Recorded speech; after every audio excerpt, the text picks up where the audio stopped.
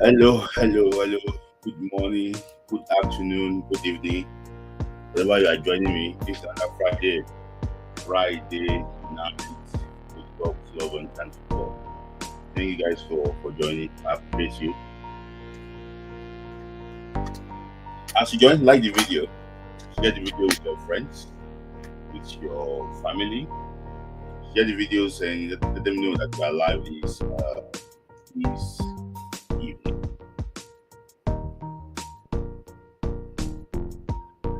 Yeah.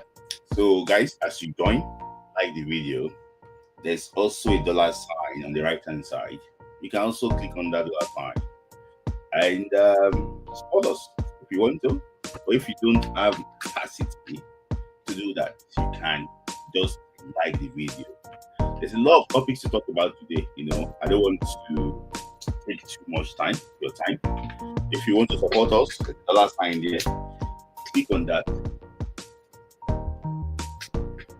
And also too, if you want to ask any question that you know that okay, you want to take this question, you want me to take this question, you want me to answer the question to the best of my knowledge, you have to accompany the question with what? Super chats, so that I can be able to answer it. If you also want your opinion too, also put it up too. Super chat, I will comment on it.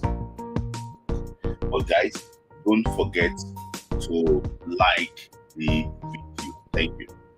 So, I'm your host, Mr. I'm going to be rocking the boat today. I'm going to be driving. I'm going to be in the driver's seat today.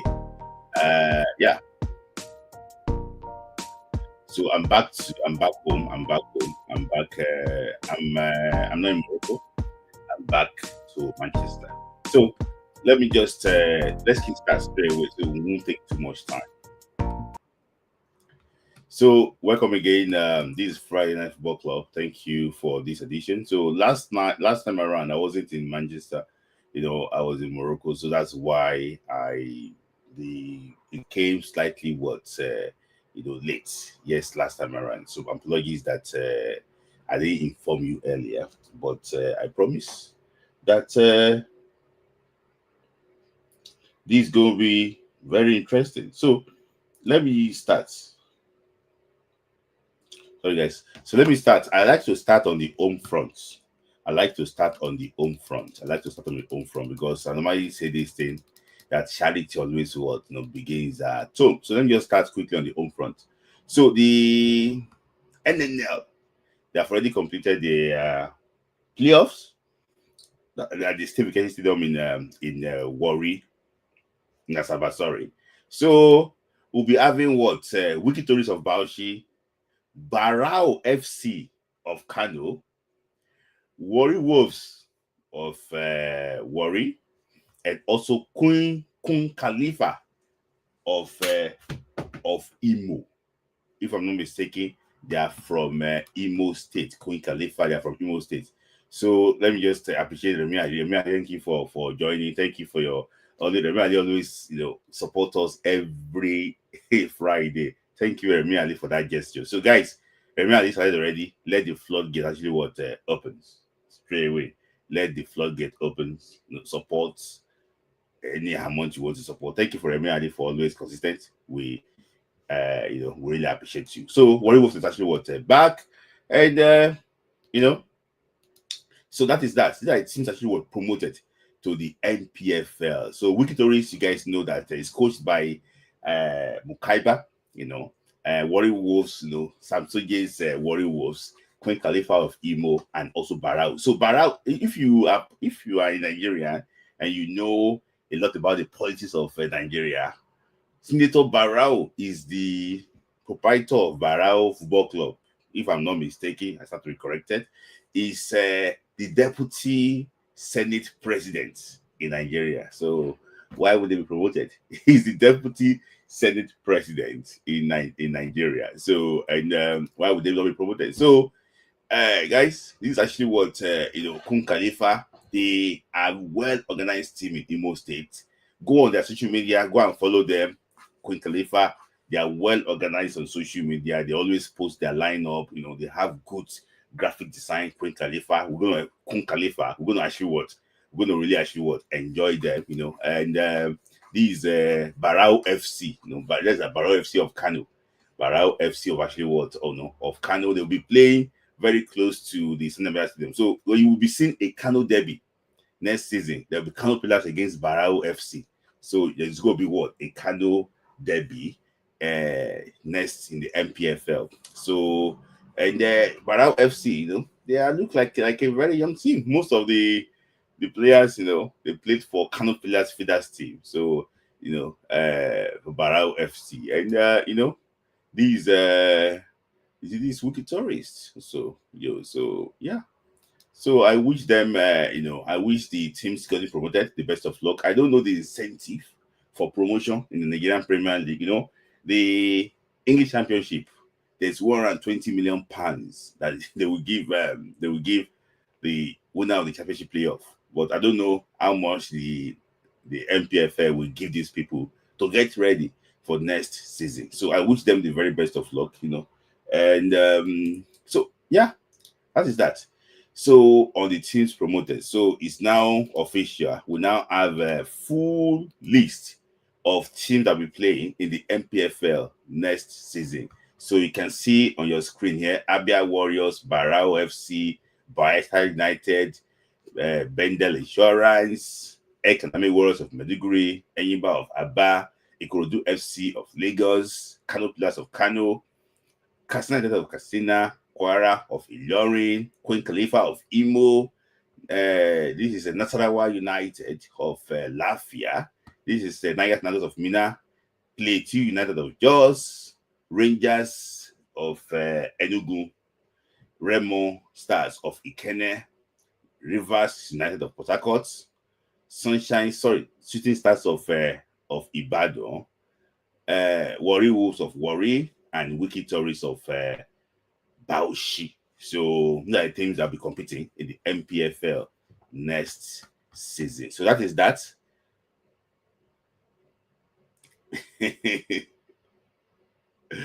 Yes, my brother. Well, you will talk about it when you come on the show. That's my brother. Thanks for your comment. So that is that on the NPFL.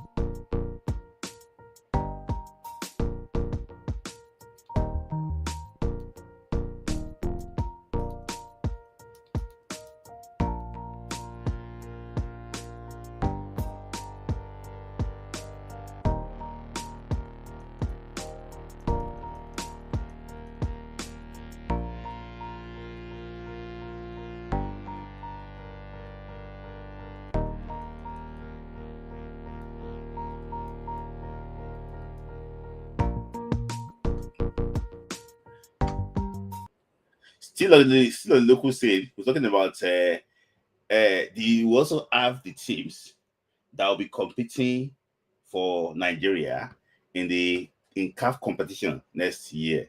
So 2 teams will play in the CAF Champions League, while 2 teams will play in the CAF Confederations Cup.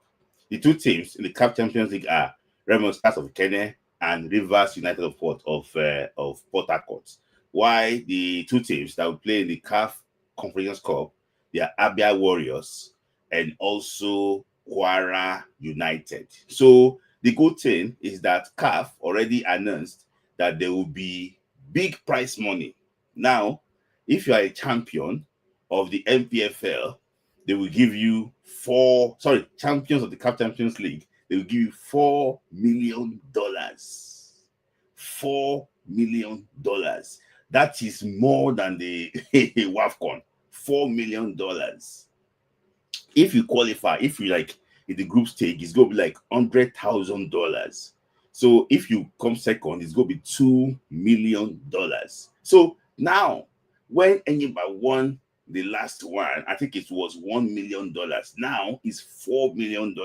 So I think clubs now can invest, because even if you win this next CAF Champions League, you can also qualify for the World Club Cup. So there's a lot of money now. I also employ that those that qualify is look at the future. Look at, okay, this $4 million. If I can struggle and win and make $4 million, that means that I can build this team. I can afford to pay somebody 300K, maybe 250K per annum. If you are paying a Nigerian player $250,000 per annum in the NPFL, it's big money. It's big money. For example, now you can get strong Malian players on $250 per annum or $200,000 per annum. You can get good players from Senegal that will compete for you in the proper words, in the CAF Champions League. So there's a big prize money here now. So I think kudos to Patrick Musepe. He's trying to pump money to club football, and I hope that Nigerian club side can see it as an investment and also look for a way to build on it. The last time a Nigerian club qualified for the group stage of the CAF Champions League was about 8 years ago. That was a long time ago. So now is the time. If you could get to the money spinning CAF Champions League, they will give you $700,000 already. I mean, it's $800,000 just the group stage. So there's a lot to gain. I hope that Raymond Stars and Rivers United can actually do us proud this time around. There's also big money too. They said it's $2 million if you could win the CAF Conference Cup. $2 million. So Kwara United and Abia Warriors, this is the time to invest, look for ways to get best player. See, it is not impossible. There was a year that a Nigerian club played in the final of the CAF Champions League. In the CAF Cup, then we had the Nigerian club in the final. That was, I think, was in the final or semi-final. That was Rangers, and we also had Julius Baja also. No, was it Dolphin or Rangers? I think it was. I don't know. I wasn't sure now, but I know that Julius Baja played in the Cup Winners' Cup final. So there's been a time too that two Nigerian clubs qualified for the semi-finals of the CAF Champions League. That was Atlant and Kano Pillars. So it is possible.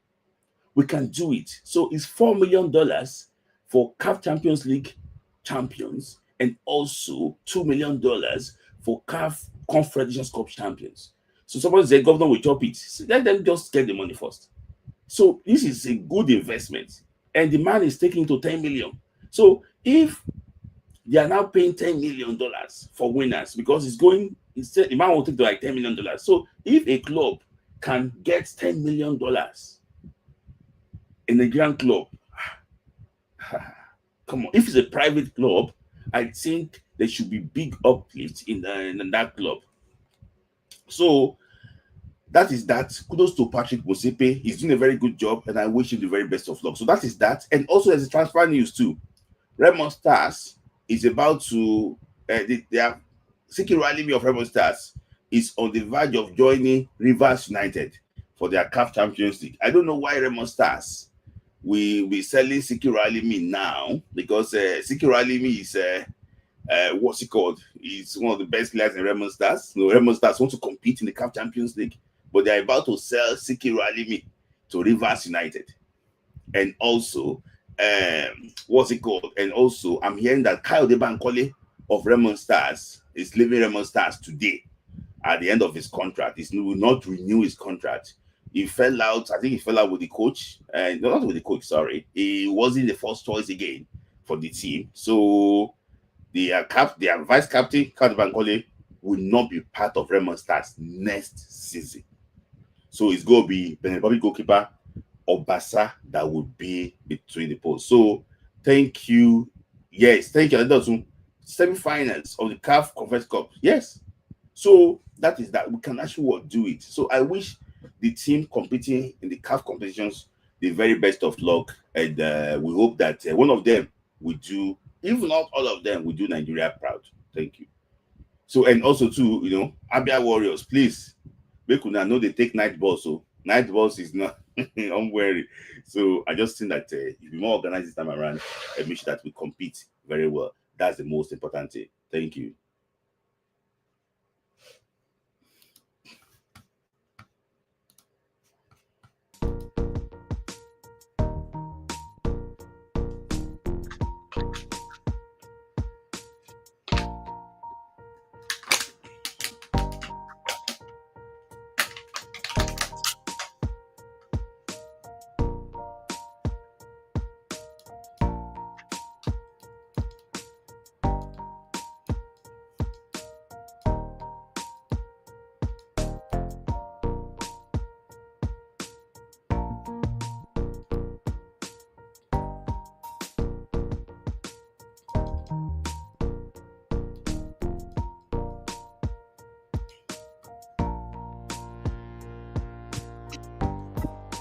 So thank you, all you guys. So another one, well, next question is next topic, sorry, is about the under 20. As you know, the under 20 Wafubi Championship is taking place in Pram Pram, Ghana, currently now, and Nigeria drew first Ghana to home one draw yesterday. So this tournament is like we do the second part of the Wafu region. 17 will participate in this are participating in this tournament.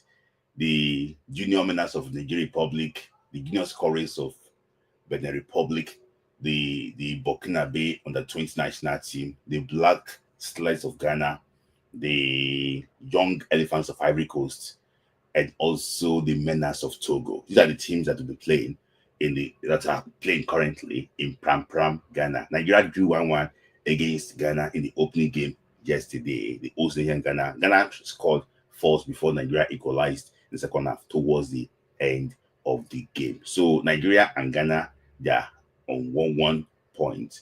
And I think Benin Republic, they are the other team in that actually World Group. They'll be playing because there are three teams in Group A. So we didn't complete four. That's why there's going to be one game at a time in Group A. So this tournament is to serve as preparation for the World Cup that will take place in 2 months' time in Chile. I 20 World Cup that will take place in 2 months' time in Chile. So, but I have to be honest with you. I did not see anything that the coach is trying to do. The team did not play anywhere better than the way they played at the under 20 AFCON. I thought that they're going to be like a new inclusion. I saw Ahmed Akinyele. He did so well. He played for Raymond Stars. He did so well in the what's it called? In the sports festival playing for Ogun State. He did so well there. I see saw that's the guy in your picture there is Divine Olise. He was part of the team that went to under 20 AFCON. So, majority of the team still played at the 20 AFCON. But I know that you cannot just change all of them. But if you want to bring in new players to this team, just make sure that these players are actually they're better than the ones you are taking out of that team. So that is Amole. It was part of the under 20 that also played at the Wafu at the under 20 championship in Egypt. Few weeks back. So it's not as if it's a completely actually new team. But what I'm talking about basically is that I think the coach should look for a way to get better players this time around that can help you during the World Cup. Based on what I can see here about Nigeria, this under 20 team, there's no improvement in my own opinion. But maybe probably this is the first game. Let's see if they can actually if they can be better, in their next game against the Benin Republic. So I also expect them to be able to win this tournament, even overall. But another thing I want to say is that Wafu, there's There's a big problem currently in WAFU now, because out of the West African region, both WAFU A and WAFU B, it's only Nigeria that qualified for the World Cup. Out of all the WAFU subregions, it's only Nigeria that qualified for the World Cup. Ghana failed to qualify. Senegal failed to qualify. To tell you that it's like the South Africans, the North Africans, they are taking over slightly, because the 4 teams that will play at the next under-20 World Cup, they actually the Atlas Cups of Morocco, the Junior Pharaohs of Egypt, the Amavubi of South Africa. They call them, I forgot their name, Bafana. There's one name they call them, and also the Flying Eagles of Nigeria. So we only have the 4 teams that we play. One from West Africa. West Africa used to be the best, the Mecca of under-20 football, because we had Mali under-20, we had Nigeria, we had Ghana. Coming from that region, Ghana, Nigeria, Mali, we used to be the best in Africa and competing in the world. But now only Nigeria is qualifying. Only Nigeria qualified. That is a very, very big thing. And I hope that the head of WAFU, both A and B, can look at this issue very well and look for a way to bring out best team that will flag, that will flag the flag of actually what's it called, of West Africa. Is becoming alarming now. And in Nigerian situation too, I don't think we get the best. I don't think we get the best players to represent us as underage. That's the reason why there's a big talent deficit in our national team. I can tell you, I don't think we present the best under-20 players. If this is the best under-20 player that we have, that means that we are no longer producing talent in Nigeria again. And I tend to lean towards that there's no talent in Nigeria again, honestly. People are still living in self-denial. I don't think there is that big talent again back home in Nigeria. I don't think so. I think there might be talent, but the training and everything required to get them to the right level, they get exposed to those things very late in their career. So, in my own opinion, I don't think. And thank you, my brother Amagita. Thank you, my brother. They are called Amagita. Thank you, my brother Chuka. So that is the problem. And when last did we have Osimhen, someone like Osimhen, play underage? When last did we have someone like Nwakali play underage? When last did we have someone like Chukwueze play underage? The players who are producing at underage, there are players like Abib Makonjola. Who knows Abib Makonjola? These are the players we produce from underage. Abib Makonjola, Akikumi Amao. Who are they again? They end up Ibrahim Said. They will play in Bulgaria. Ikena Ferdinand. These are the players we now produce because politics have taken over too. So there's a big problem. There's a big problem with this underage thing in Nigeria. And if we don't change it, if we don't work on it, we're going to be in problem. When last we play, produce talent from this age grade. So I think the NFF should investigate this thing very well and look at, we're not just participating, we're also producing players that can play for Nigeria at the long run. So that is that. So this is the issue. There's a big issue with under 20. When you come on, guys, I will ask you for your opinion about this. And why do you think I meant to bring a guest to talk about this issue of under 20, but because I don't know why I did not remember. I don't remember early. That's why I didn't bring him. Maybe one of these days I will be able to bring him to come and discuss more about this issue of under 20. That is that, or the Flying Eagles.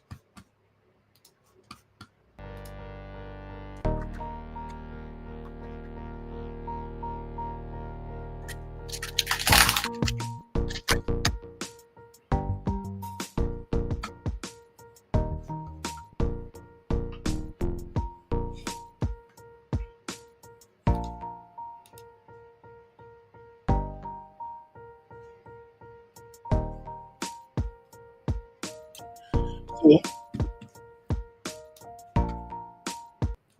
the next part is actually what talking about the ongoing under 20 ongoing ongoing WAFCON in Morocco. I was in Morocco last time around, but unfortunately, I didn't watch the team play against. I watched them on TV. I didn't watch the team. I wasn't live at the stadium because I went to I arrived in Marrakech, Haram Marrakech, went to Agadir. From Marrakech to Agadir is like 3 to 4 hours. Went to go back to Casablanca, it's like 7 hours. I got stuck in between, you know, two of. It's just as if you are in the middle now. You go left, then from left you want to go right. So I couldn't actually make it to that game, But I would look for a way to still return back to Morocco and check on those girls too and watch their game. Actually, what probably because when I come back, I'll be going directly to Casablanca to go actually what to see them actually what play, not to be going on the tourist because the last my trip was like not also to see the Falcons and also to have some meetings and also this enjoy the beauty of Morocco. But uh, I'm going to go back when I go back next. It's going to be solely for the Falcons. So the game Nigeria beat Botswana. Nigeria labeled to a 1-0 victory against Botswana yesterday. So and I'm hearing that this evening too that South Africa actually was manage a 1-1 draw against Tanzania. It was Iuzu, sorry, that actually was scored the goal towards the end of the game to end Nigeria. I would say a deserved victory. I would say a deserved victory. So that is that. And anybody actually was actually what I wanted to man of the match. I have my opinion about that. I don't think he was the best Nigerian player on the pitch. I think some players did better than what actually what he did. I think, in fact, our game was even not, not he didn't do that well in those games, for in that game. But I don't know, maybe CAF technical committee they know better than us. That's why they gave her the CAF. They gave her the player, the woman of the match. For me, I think we have like better players in that team that day that did better, that changed it, that changed the game for Nigeria. But that is that. Congratulations to Ashiwoto. So a lot of people complained about the way the team played. For me, the team, when I saw the team play against Tunisia, I came out to say it here that, I came out to say it. I don't know, maybe it was live, that the team did not perform well. The team did not really perform well, but because there were so many things, because Tunisia were really scared of Nigeria. And I will not say they were poor, but the goalkeeper too saved a lot of balls, saved a lot of like good bad balls. But I just think that we didn't organize against Tunisia. So a well organized team will teach us a lesson. So and what's it called? Botswana was a more organized side, and they actually they did better in that game. They kept us at bay for long parts of that game. In fact, around 60 something minutes, we didn't have a shot on target. To tell you how excellent Botswana players actually were in that game. So I looked at some few things that Coach Osman did that was so wrong. In my own opinion, there was no reason for me to even do this tactical breakdown of what I saw. But because of just to give my own opinion about it, let me just talk about a few things I observed in that game. So this was the game. I think on paper, it was a 4-3-3 formation on paper, but I think the setup was really 4-4-2. 4-4-2. I think was really actually like a 4-4-2 formation. So I realized that Alimatu Ainde, and Deborah Abiodun started the midfield. Two of them were actually they were playing side by side. You can see they were just too close to each other. So there was nobody in the central circle to take the ball and drive away because the Botswana team, they were playing 5 at the back.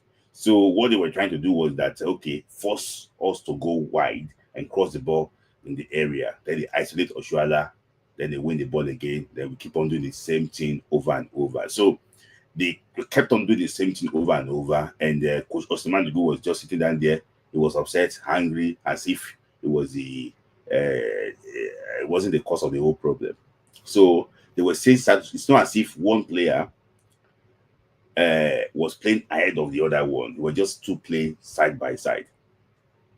So um, so this I purposely I liked this place. See, this was set pieces by Botswana.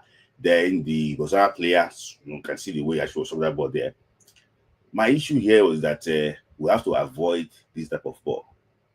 If you watch the number 7 of Morocco, as is it Shabab? Is it Shabab or something like that? The number 7 of Morocco, the girl is so good in this type of situation. So if you are playing teams like that, you must avoid this type of situation. So make sure you mark them closely. Don't allow any random shot outside the box or in the box, or else you go be in trouble. So this was what Botswana wanted us to do. That was I think that was Deborah Abiodun trying to cross the ball. Oshala was there with about 3 markers, around her. There's no way she could win that ball, ahead of those 3 players. This is what they wanted us to do, and we kept on doing the same thing. We played with their hands. So, and also too, you can see why I like that space there. When if the ball comes in, the 4 players goes to the box. The gap between Alimatu Winde, Deborah Abiodun, and the forward line, there's still a wide gap between them. There's no follow-up player there. So that was why most of the cutbacks and loose balls were not actually taking advantage of it.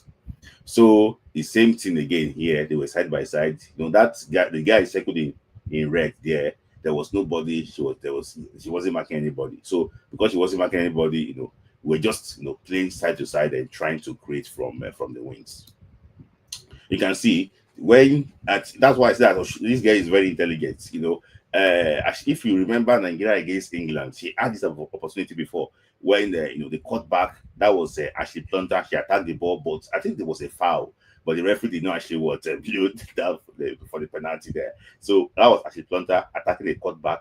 She likes to attack balls like this. If you watch the game against England, the World Cup, in the second round, the one game at the World Cup, she had opportunities like this too, like attacking the balls in those edge of area. She's a modern day left back. I also expect Bruno Yemechi to be doing something like this, if needs be, just to very intelligent to try and attack balls like that, very intelligent player. She did the same thing because the midfielders were not attacking those balls, so she tried to do it by herself. So you can also see another one again, that cross again. There was nobody she could. So we had players in the box, but no one could there was no follow up. So if Botswana wins the ball in that area, then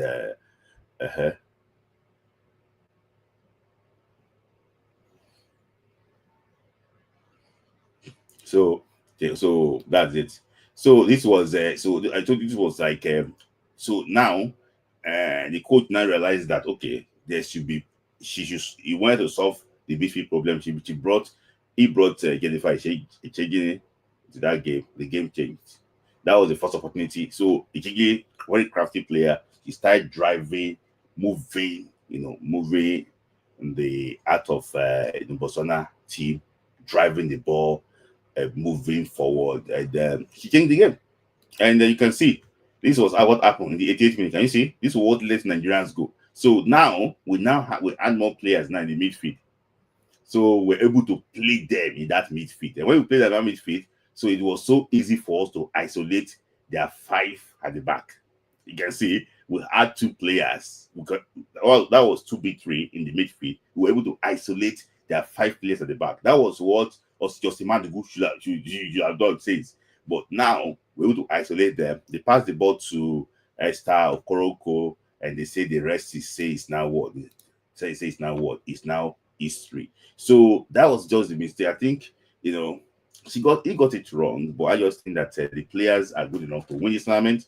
But for me, I'm still not impressed with the way they played in that first half, especially in the first 16 minutes of the game. I wasn't actually really impressed. But kudos to the girls. We won the game by 1 goal to nil, and they will be playing the quarterfinals. So we wish them the very best of luck. Ghana did not win the game against Mali today. Ghana drew their game against Mali, against the Eagles of Mali, and they will face Tanzania in the last game. So they will need a win against Tanzania and pray they qualify. So that is that on the WAFCON. I just hope that the coach can. There is a informal Numono in this thing that can really help very well. You need someone who can hold the ball very well, shield the ball very well, bully these opponents. You need informal. You have informal Numono. You have Shoma. Is it Shoma or Kafo? Is it Kafo? You know, you have a player that can be the joker. So don't be too rigid. Don't be, you know, just plan, be tactically, dynamic. Plan your game based on your opponents. So I wish the team the very best of luck. That is that on the Super Falcons. So let me know your thoughts too when you join in the Super Falcons. Thank you.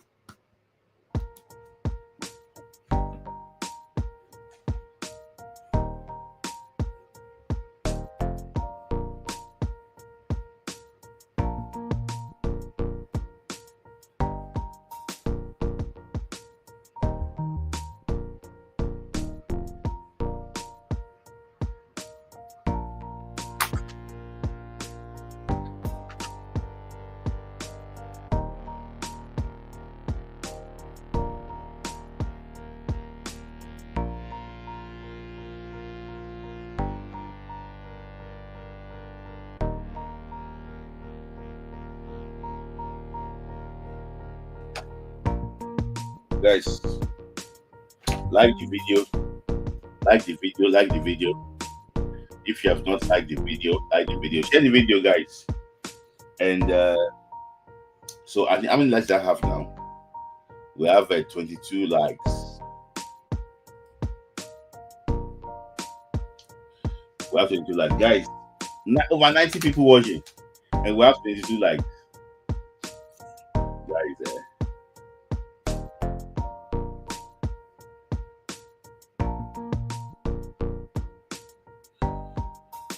So, like the video. 24 likes, but 24 is not enough. It's not enough. Like the video. So, let's continue. So,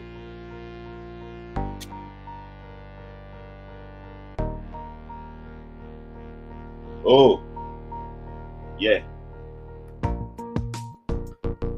Thank you. And that's why actually what just comes in directly. Thank you. Guys, keep it coming. We have super chat now to connect to God's regular like Remy Ali. Thank you for your love. 9 pound, 1 pound. If you have any question, we're going to go to actually what just ask directly. There will be able to attend to you. Thank you for your super chat.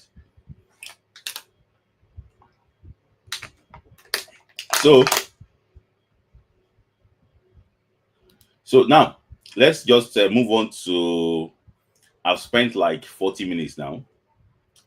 Let's move on to like a transfer story, transfer news. Me, I've said it here that I don't want to discuss rumor.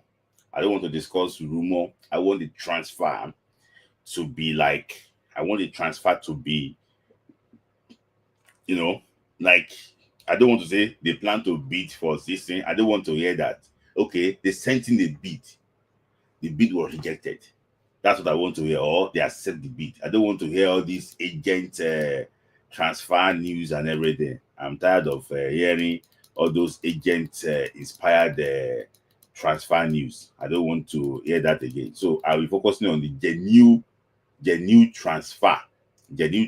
Thank you, Chats, for a super chat. Let me just take Chat's comments quickly because the reason why I'm taking his comments is because he sent in a super chat.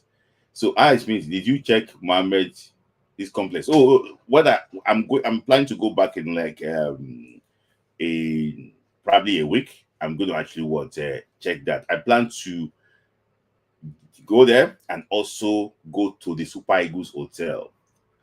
So because some of us here will be going to, I want to go over Super Eagles Hotel and also, accommodation around that place before, what's it called? Before the AFCON, because I'll be going for the AFCON. So I want to see Super Eagles Hotel. Maybe I can get an hotel too, close to the hotel, or I just want to like see around that place too and see exactly how it works.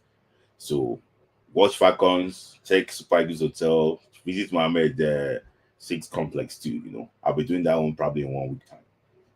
Thank you, Charles, for your comments. Thank you for your super chat too. So thank you, Charles. So yeah. So to transfer news now. To transfer news. Let's talk about transfer news quickly. Before I talk about transfer news, who can tell me who is this player? Who is this player? Who can tell me who is this player and tell me the year that they took this picture?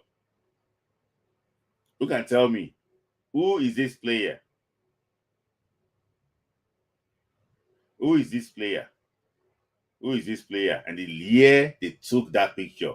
The name of the player and the year they took that picture. We'll be launching a new program very soon. It's going to be very interesting. And don't worry, I'm already trying to pick out the content. It's going to be very interesting. Who is this player? Tell me the year they took that picture and also the name of the player. A lot of people got it right. It's Tijani Babangida. But which year did they take the picture? They take the year they took that picture. The year they took that picture. Try and check the year. Somebody said 1997. That is not correct. So I'll keep it coming. So let's continue. 1960. 1960. So let's move on to a bit of transfer news. Tunes Bobo, I've never buy super chat here before. I expect $1,000 super chat from you. $1,000 super chat from you. So now there is news of sorry, I'm going to leave this one now. Let me just talk quickly about Victor Osimhen. So see, not 95 then also, not 95. I thought you should be able to know this thing. Thank you, Chiwoke, for your super chat. Thank you. I thought you should be able to know this thing. I thought so. You are there. You are expert. You should be able to know it. Which year they take that picture? Which year they take it?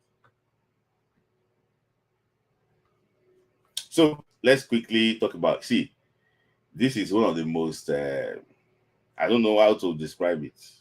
You are close, logistic Jeff, but not. I don't know how to describe this transfer. It's been lingering for so long. I'm tired of talking about this thing. But it's a news today. And then not 93 it's a news today that Galatasaray already sent $75 billion. So AB got it right. AB got it right. It's 1991 in Cairo. Cairo 1991. Cairo 1991. Thank you. Well done, AB. Cairo 1991. Well done. Cairo 91. Well done. Thank you, AB. Well done. So, guys, unlike sake. So, it's Cairo 91. Cairo 91 All African Games. Cairo 91 All African Games. Well done, AB. Well done, AB. So, AB, don't worry, I'll be doing giveaway very soon. You can I'll be doing this so that if we get it right, the first to get questions like this right, we win something. So I'm hearing that Napoli, the proposed deal is that they will pay 40 million now. When they pay 40 million, then the 35 will be in installments. That is how Gala wants to pay it to Napoli. Yeah, I hope that Napoli will accept it. They said they have sent the bank guarantee to that they will pay it. They've sent it to Napoli. We hope that Napoli will accept it any moment from now, and the boy can move. See, the boy just needs to move. And that is the issue. He just needs to move. It's too much. He should just play football. It's too much. He should play football. It's just too much. If God says that this boy will play in the Premier League, he should. God will. I mean, I don't want to even say. If God wants him to play in Premier League, he will. It's just I just want him to play football. I'm just tired of reading and reading that Victor.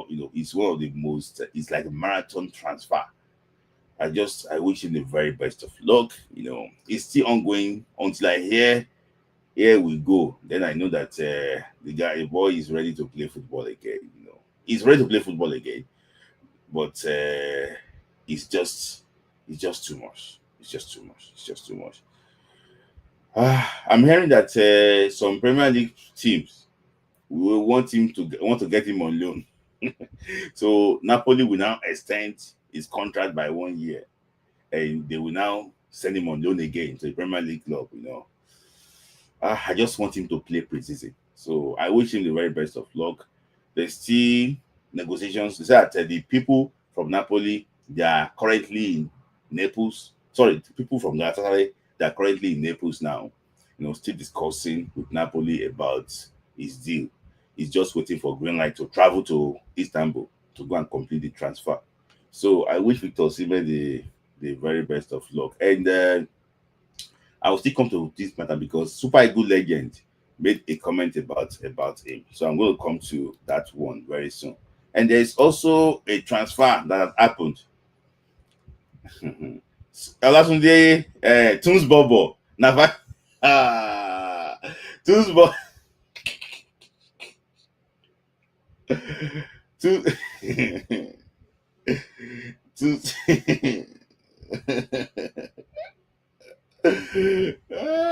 Tunes Bobo.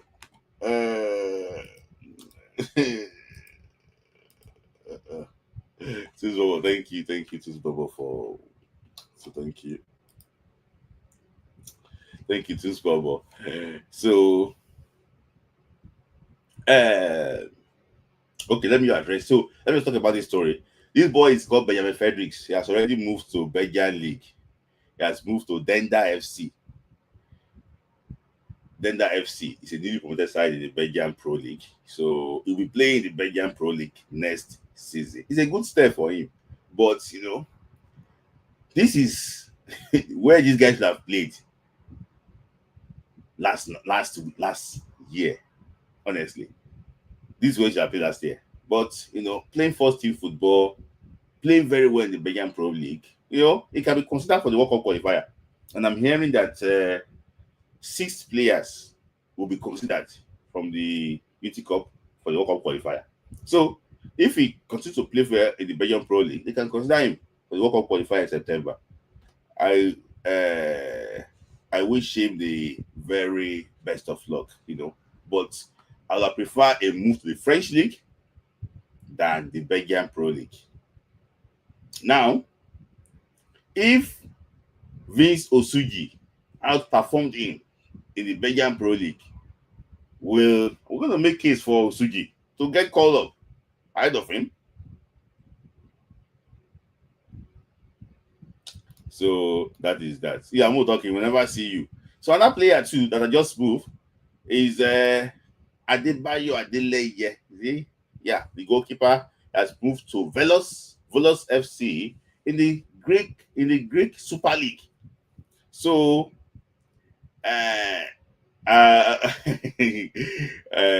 we play in the Greek Super League.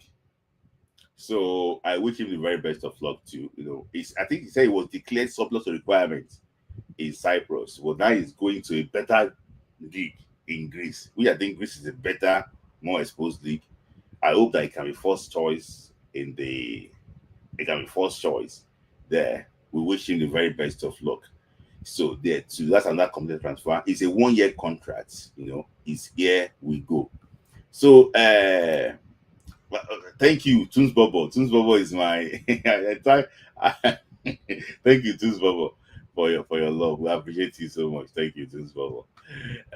always there for us. And also to just ask me a question. Say, just what about Liverpool and Real Madrid? So, Real Madrid. There is issue with Real Madrid. Some people already thinking that Alonso might not be doing well. Uh, okay, surplus to requirement means that they don't need him. They have enough, so they don't need him. So that's just surplus to requirement that they don't need him. So yeah, there's issue with Real Madrid said they will not buy any player until they are selling players. They will not buy any player until they are selling player. They're going to sell player before they buy any player. So, and I'm hearing that the boy called Garcia, good player, striker, but I think the guy he wants a number 9. But I don't know, maybe they'll be going for Alexandra Isak. I don't know, but what they are saying basically is that they needed money. They want money from outgoings first before they can buy any player. That's what is happening to Real Madrid. So Real Madrid, they will need outgoings first. So that's for Real Madrid. For Liverpool, Liverpool situation is different. Liverpool also need to sell a player. They need to sell Nunes, but they wanted Victor Osimhen conversation with Nunes. They wanted it, but like the guy from Napoli, or is it Aurelio the this thing, call it second name. I think the guy wants like a separate deal. Nothing, nothing should interfere with the money they want to get from Victor Osimhen. He wants like a separate deal. So he wants to get Nunes. So if we want to talk about Victor Osimhen, that's a separate deal. The way he did for Lukaku, Lukaku and Osimhen there wanted Lukaku separate deal from Chelsea. Okay, talk about Victor Osimhen too separately. I think he wants the money. He wants the money for Victor Osimhen. That is that. So Liverpool too, they're looking at Eketike and also what Alexandra Isak. So Eketike is too expensive for them, and Alexandra Isak we like to move to Liverpool, but it's just so that Newcastle have the money to keep him. That is the problem. They have the money to keep him. So Liverpool, they are still looking for how the whole thing will turn out too. But the way I'm looking at this thing, I don't think Napoli wants to sell Victor Osimhen to Galatasaray. I don't think so. So that is that. Charles, thank you for your love again. Thank you. Tunes Bubble, thank you, my brother. $20 from Tunes Bubble. Thank you for the super chat, Tunes Bubble, super sticker. Thank you, thank you. I challenged Tunes Bubble today. Tunes Bubble, thank you for your love. Always been there, always actually was supporting. Thank you, Tunes Bubble, for your love. Thank you, we appreciate you. Thank you, my brother. Thank you. And also, I don't know, our host, not our host, sorry, he's going to be our expert very soon. I think I should be having a meeting with him, maybe probably tomorrow or so. Then we see exactly how to start next week. So it's going to be very interesting. I've already designed the program and everything. It's going to be very interesting. So thank you, Aidotun, for your love. Always consistent and always wants to support. Thank you. I know you're going to work now, but if you have time, you can actually pop in and discuss some issues too that you think that you like to contribute today. Hey, my brother, let's go in there. That is my funny brother, Laddie. Thank you for your love. Laddie, Laddie always come. It's always comical thing about Laddie. There's always a funny thing about him. I know that today is Victor's day now. Laddie will give us, if you want to hear about Victor's full story, just wait till I post the comments. Laddie will give us everything about Victor Osimhen and where the pendulum will swing. It is Victor Osimhen's transfer window. Transfer Buhala, I will call it that way. Thank you guys for the super chat. I really actually appreciate you. So another news again transfer. So there's also Chrysanthus Uche did not report to to preseason. Chrysanthus Uche did not report to preseason.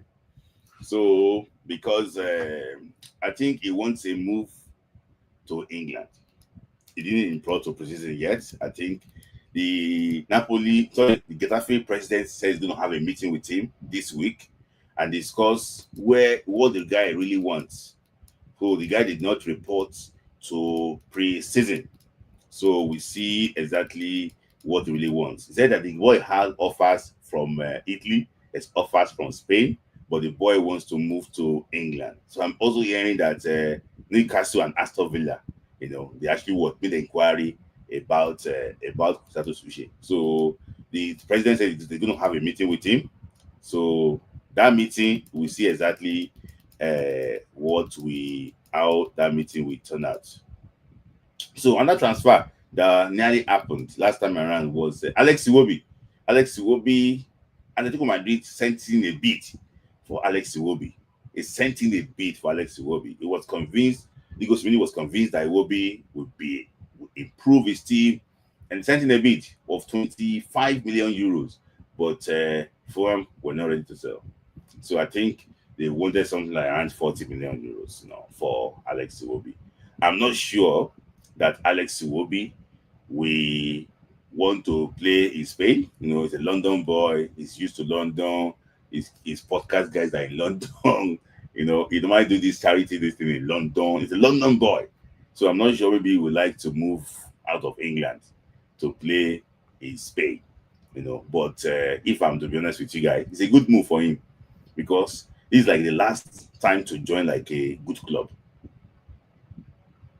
a good competitive club for the league, and see exactly if Alex Iwobi can just win something more, for his club side. He did so well last season, and the numbers were not, were really actually what crazy. So that is it. That is it about Alex Iwobi. I wish him the very best of luck. So I just say that should not force a move.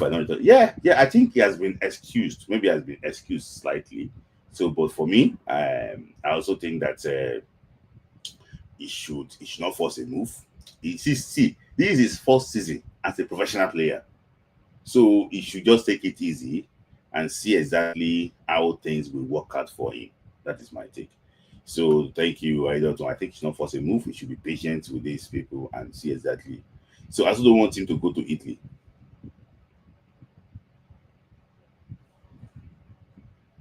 So, Atletico Madrid. So, yeah. So that is that on Alex Iwobi, and also what Crisantus Uche. So there's also, I don't know, Sevilla too. They have resumed training, but I did not see senior man there. There's no senior man Kels in Sevilla training. We don't know what is happening to senior man's case. Maybe they ask him not to come for preseason. We don't know. Maybe they ask him not to come for preseason. But senior man Kels is not playing. He's not currently training with Sevilla. Is it injured, or is he still in Nigeria? Where is senior man Kels? He's not in Sevilla training for now. Did they excuse him? I don't know. Let me just take this one from Charles. Charles already bought it back. She said the senior man get trouble. Okay, stomach trouble. I don't know if you are trying to be cheeky there, Charles, but I don't hear you, Charles, about this thing. So that is that. We didn't see anything about Chris Cinnamon Kells already, but I think Ako Adams and Chidera Juke, they are already training with Sevilla and getting ready for the new season, for their preseason and also for the new season. So we wish for stomach trouble. I don't know about that too. I don't know about that too. Nah. Yes, I'm ready for Akko Adams too. That's on transfer. And there I see wonder and then you bring us. Okay. Thank you, India Isaac, for thank you for your super chat. We actually we appreciate you. Thank you for the super chat. Thank you. Thank you, India Isaac, for your super chat. So before I move on, this man, out of 10, how will you rate him? Out of 10, how will you rate him? Super Falcons coach, how will you rate him out of 10? How will you actually rate him? Let me know. How will you rate him out of 10? How will you rate him out of 10? How will you rate him out of 10? So I'll say 3. How you rate him out of 10? So 7.5. 7.5 out of 10. That is massive. That is massive. 7.5 out of 10 is big. It's big. 2 out of 10. 6 because we still with it. 5, 4. Okay. I can see 4. I will rate Mandugo 6.5 out of 10. That's good. Bosana, a put, and Eguavon. That was one a put and Eguavon. Okay. People are getting this guy 3 out of 10. He no be coach. That's it. 6.5. Not 6.5. Okay. Okay. 5 because he got the sub well. Okay. Minus 10 over 10. Adrian, come on. Minus 10 over 10. Come on. Minus 10 over 10. So let's move on to. So that is that. Let's move on. You can keep the comment coming, guys. And also super chat. Like the video. Also give us super chat. We won't get super chat, but thank you for liking. 44 likes now out of 100 plus watching. So let's move on. So there's been, there is no week that we not talk about our legend. Our legend now, they're on social media, they're getting more involved in conversations. So the man now Ludo now to shout himself to Bobo now. See, with due respect to Madugu, I normally hear him shouting, "Do your ball now, go for your ball now. Go for a ball now. Do your ball now. Do your ball now. Pass now. Tony now. Tony, do this." Nobody hear him talk about that. So I don't know. Adrian, thank you. But Adrian now, he said that minus 10 over 10. Come on, he tried past that one. But I won't give him 5 out of 10. Yeah, I won't give him 5 out of 10. I think just like 4 out of 10. You go here. Pass now, Tony. Ashley, that your ball. Your ball. Move it forward. Cross the ball. As if you say the coach small picking. Or they imagine that the team without open goal. That would have been bad. So, legends have been talking. And they've been putting out. I'm going to start with this day. So this Philly George started to carry sports, that for me, because Osai Samuel played under Philly George in the 2 World Cup qualifiers that we played against Benin Republic and South Africa. Then, for me, I think players should be aiming high while they still have the energy and the age on their side to play at the highest level. That is what I was expecting from Bright Osai Samuel.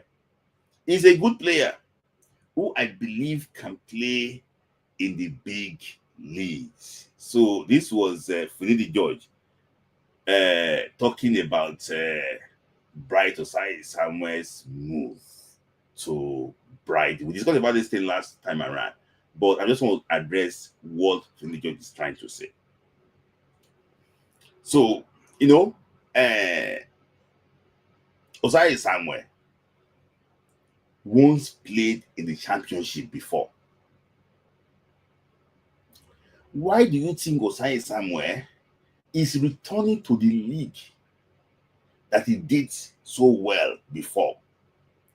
He did not fail in Fenerbahce. I don't think he failed in Fenerbahce. Why is he returning to the league that he already performed well there? He should be progressing. Why? What do you think is the motivation behind that move? Is it money? Do you think there should be punishment for players like this? If they go and play in the lower league, they should not be called to the national team, like what Netherlands did. That if you go to Saudi Arabia, you will not be called up again. And it happened to one of their players. Do you think they should be like, because this move is not progressing, with due respect to Brazil Samuel? What do you think?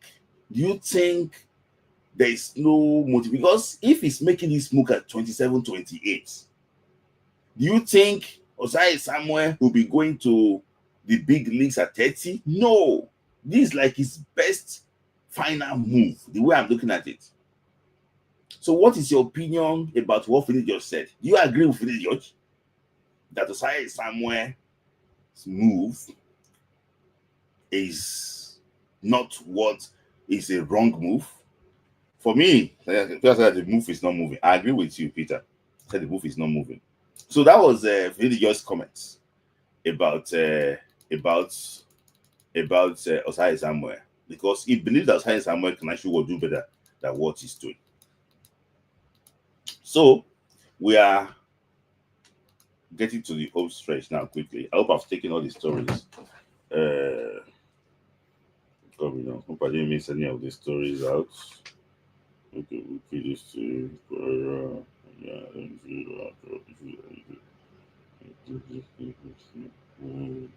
yeah. Okay. So now let me just take the other legends too. One of our legends too also talked about Victor Osimhen.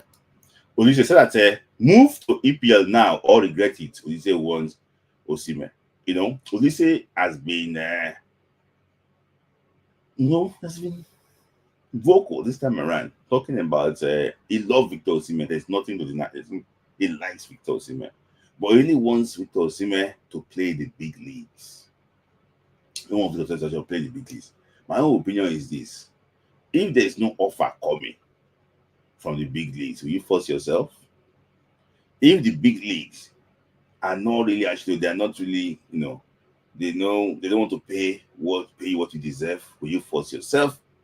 So, it's very difficult. He gave some suggestions about Victor Osimhen, should try and negotiate it very well in a way that if they're not paying enough salary, he can get some of the things on bonuses and everything. But in my opinion, I just think that he needs to, if they're not bidding for him, what will he do? So, and he said this is the first time we will be very blank about Victor Osimhen, Frank Victor Osimhen, that he should go to the Premier League. Well, I'll be hearing from you too. Do you think that Premier League is where Victor Osimhen belongs? Do you think that without Victor Osimhen playing the Premier League, his career will not be complete? Do you think so? We have so many players that play the Premier League, and they are still one of the best players in the world football. Do you think Premier League is so important to Victor Osimhen that without the Premier League, will not consider Victor Osimhen to have fulfilled his potential? Do you think so? Let me know your thought about that, because he said that he will regret it if he didn't actually move now. That is that on the two legends. Philip George, let me know your thought about Philip George, and also about what you said about Victor Osimhen.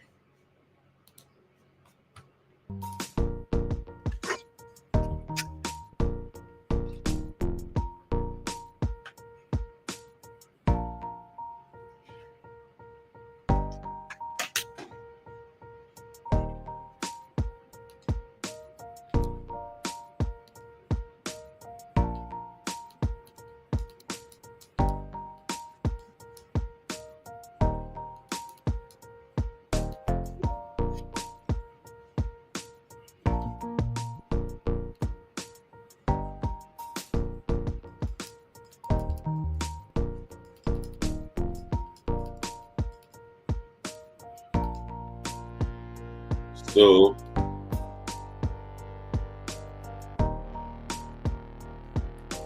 Adiola, go and drop super chats. Adiola, you're the first person to comment here. Go and enjoy. I'm just joking, guys. If you have the power, you can drop it. If you don't have, we appreciate your presence in here. So let's continue.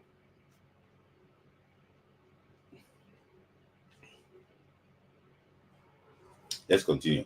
So, and when I traveled last time around, I was looking for what can I even watch when traveling. I downloaded the game between Nigeria, Jamaica, Nigeria, Ghana, Nigeria, and Russia. So I wanted to watch it bit by bit, and at least I want to read Eric Shell's mind. That's his idea for Super Eagles. So I picked up some few things, that he was trying to do, and I want to talk to you about it. So I picked on the game between Nigeria and Jamaica, and how highly rated a how he rated actually was Samuel Chukwueze.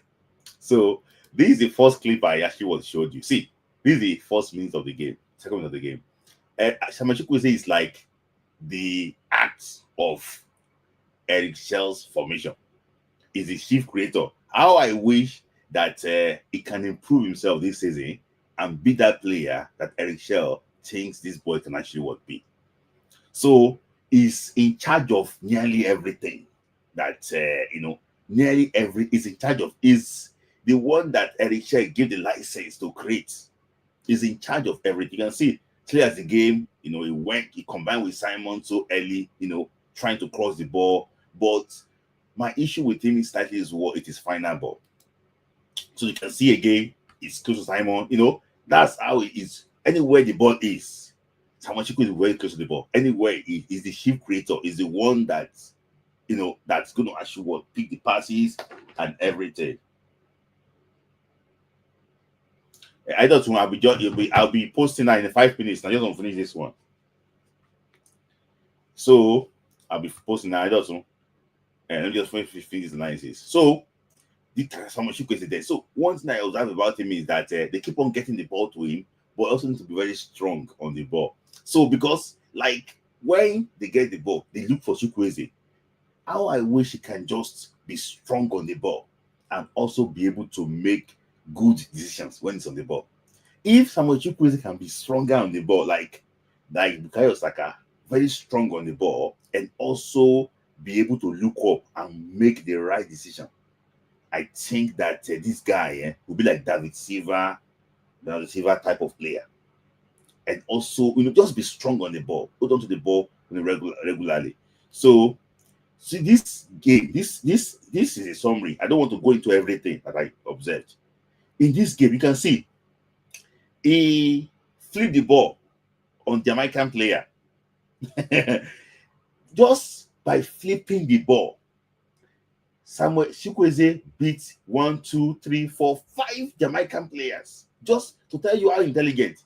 So it was Benjamin Fredericks that passed the ball to him. See, that Benjamin Fredericks is so important. If the boy can get first team football, play regularly, that boy got potential. The boy is the one that normally starts our attack. His passes are always forward passes. So he got the ball from Benjamin Fredericks just by flipping the ball. Flipping that ball, he beat 5 players. But the problem is now, decision. What is he going to do? What will he do with the ball? So, what will he do with the ball? I told you, if you watch my analysis of Felix Agu, I told you that Felix Agu is so dangerous. He likes space. Look at what happened now. Sorry, I'm going to come back to this. Can you see? This is the ball. That was Felix Agu. Felix Agu putting his hand up. You can see Felix Agu putting that was number 21. You can see number 21 there. He was putting his hand up. Waiting for Samuel Chukwueze. He's free. You can see he's already sort of space. But the issue is this: Samuel Chukwueze passed to the opponents. He didn't look up. He passed to the opponent. He passed to the Jamaican player. So, and what happened after? That's what I want to show you. That see, Samuel Chukwueze can be our savior and can also be the one that will destroy Eric Shell if care is not taken. He can be our savior and also destroy Eric Shell. You can see there was space in there. The obvious pass is for you to get to Felix Agu. Felix Agu was so upset. You can see. So now we lost the ball. They countered us straight away. So when people blamed, see, I was guilty of that. I blamed Ismail Sadiq for that goal. But it was a straight counter attack. Straight counter attack. Then when they lost the ball, they just passed it to what? To that Jamaican player. 1v1 with Ismail Sadiq. Can you see? You can see that one being one straight away. Felix Agu already what? Out of position. Felix Agu was already what? Out of position. And then what happened? Sorry. What happened? Can you see? Felix Agu tried to get back, but it was too late. That was how Jamaica scored. So, for him to, that poor judgment from Samuel Chukwueze led to that equalizer. Just poor judgment. So, as it showed that he's not a trained midfielder. Just to keep the ball, because if you lose the ball here, there, your players are already what? Out of position. Out of position. It's going to be dangerous. There were so many times that Wilfred Ndidi lost the ball in this game. He was still able to recover because he's a trained midfielder. So losing the ball there, we consider this goal. And you can see after the game, can you see? Wabali went to go and meet Chukwueze because it was his fault. Can you see? It was his fault. It was his fault. You can see for this Agu there, your picture there, he was so upset. When you see your fullback taking that big risk, for you to ignore that fullback, you must have a very good option because the fullback is already out of position. And Frank Onyeka, that was meant to cover for the fullback. You can see Frank Onyeka, he wasn't covering enough for Felix Agu, because when Felix Agu saw that space, Felix Agu exploited the space. Onyeka was meant to drop to help Felix Agu because space left behind. But Felix Agu did not get the ball, out of position. He tried to recover. The Americans were too quick. They scored. So Samuel Chukwueze, Eric Shea, I can see that the guy trusted him so much. And he did well in this game. To score against Jamaica. Beautiful goal. Very dangerous. But my issue is this. If he can work on passing the ball and also be strong on the ball. Be strong. Be strong. Try to hold the ball the way Bukayo Saka will hold the ball. If he can do that, it's going to be so unfair against Africa in September. It's going to be so unfair against Africa in September. I can tell you that one for free. So that was that, you know. And I just heard that one, just realized that you know, he also, you know, his passes are not really actually what good. And yeah, that is that on the Samuel Chukwueze. I just saw that one. I saw those clips. I just say, okay, but I will not have enough time. Let me just summarize it to get together. So yeah. Yes, quickly make it. Thank you. Let me just take some super chat quickly. Charles, thank you, Charles. Charles, okay, Smitlai, could you say Chile as for number 10?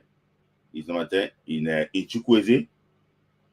If Chukwueze can just work on holding on the ball, be strong on the ball, and pass the ball quickly, Chukwueze is a number 10. If he can hold the ball very well, at least be strong on the ball, like Bukayo Saka, just be able to shield the ball, try and like build some muscle slightly, build some muscle slightly, be strong on the ball, because and also be able to pass the ball. Those two things are very important. Then we go ahead and go at number 10. That's it. I hope that Allegri can work on him like that, and maybe probably it can be, or if he's going to form to go and replace Alexi Wobi. So what I'm going to say that Fredericks has the ability to be like Austin of Real Madrid. Yeah, a similar stature. Yeah, I agree with you. He can do well. Let's play first team football, and we'll see exactly how it's going to go. Thank you, guys. I have 13 super chats. Let's take it to 30 today. Probably 20 or 30. But guys, like the video. It will be our target. So that is that on Samuel Chukwueze. I saw that Celsius actually work. So guys, what's your opinion about Samuel Chukwueze?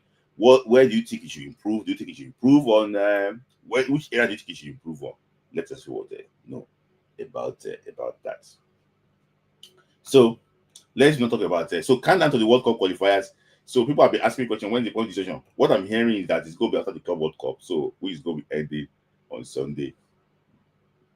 But I told you 2 weeks ago that Lesotho already think that they have 9 points because I was monitoring a program on Lesotho. Is it Lesotho? One Lesotho channel. They're talking about that they have 9 points and how they can go and if they can get a draw against South Africa, and then they hope that Nigeria beat South Africa, and they can be in contention for the World Cup. They were just saying that they go be on 9 points. So it's like they have some certain information. See, let me tell you something. It's not a rocket science, guys. Don't bother yourself about point deduction again. It's not a rocket science. They know they are just doing self-adulation, masturbating everywhere. It's gone already. Just ignore that. Anytime it takes, go and ask any of them. Anytime it takes, they knew that already. Go and check what South African coach said, so that we know that the point junction is going to happen. But we're focusing on the game against Nigeria and Rwanda. He knows that already. So there's no points. So if we don't announce it now, they will announce it in 2 weeks' time or so. Forgot about that. I mean, forgot. They have already finished their. Yeah, they need to make it official. That's just the issue. They've already finished their investigation and everything. So they're going to make it official, I think, when they start bringing the features out of the next World Cup qualifier.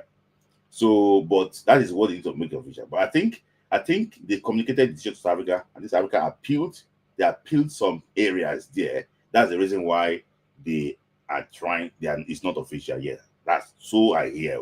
It's not so I hear that they appealed some areas there. I think they gave Mokoena 2-game suspension.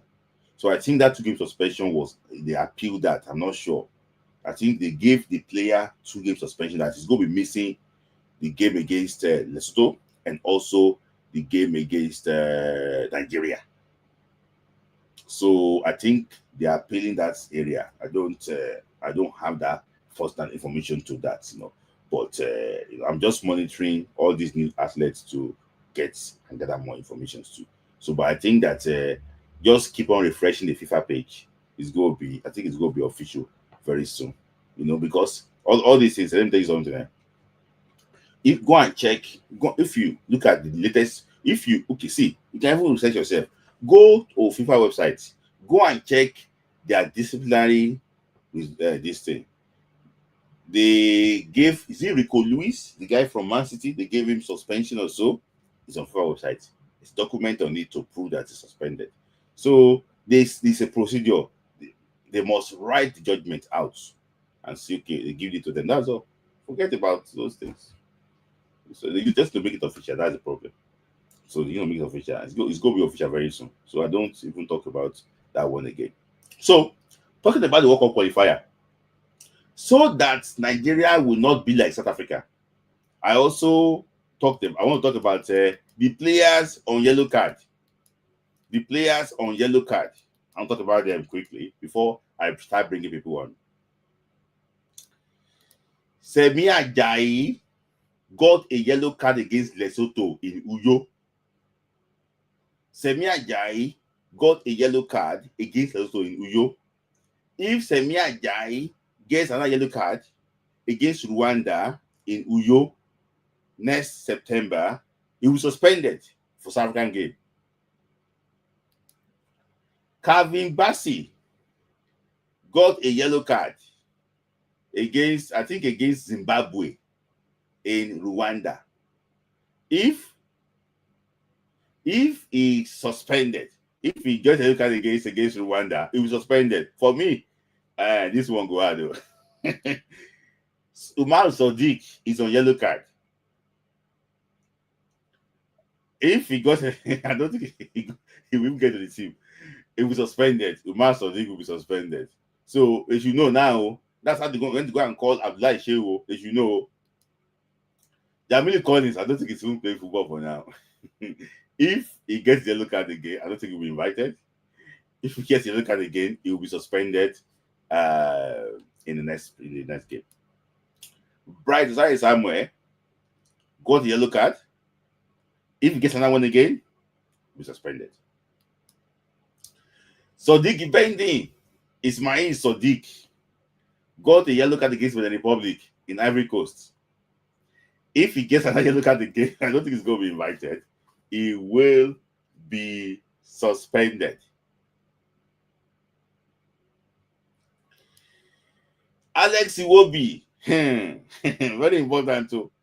Alex Iwobi, if he gets a yellow card again against Rwanda, he will be suspended. Alex Iwobi, if he gets a yellow card against Rwanda, he will be suspended. Let me just try and put the link quickly. Let me put the link here quickly so that I'll be able to wrap it up. If Alex Iwobi gets a yellow card against Rwanda, he will be suspended. Wilfred Ndidi is also on a yellow card. If he gets another yellow card, he will be suspended. Tolu Arokodare is on a yellow card. If he gets a yellow card again, Tolu Arokodare will be suspended. So those are the games. So out of the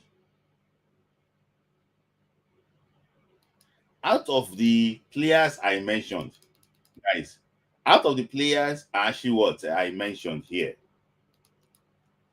from Semi Ajayi to Calvin Bassey to Sadiq Kumar, Jamil Collins, Bryce Samuel, Ismail Sadiq, Alex Iwobi, Ndidi, Udara Kudare.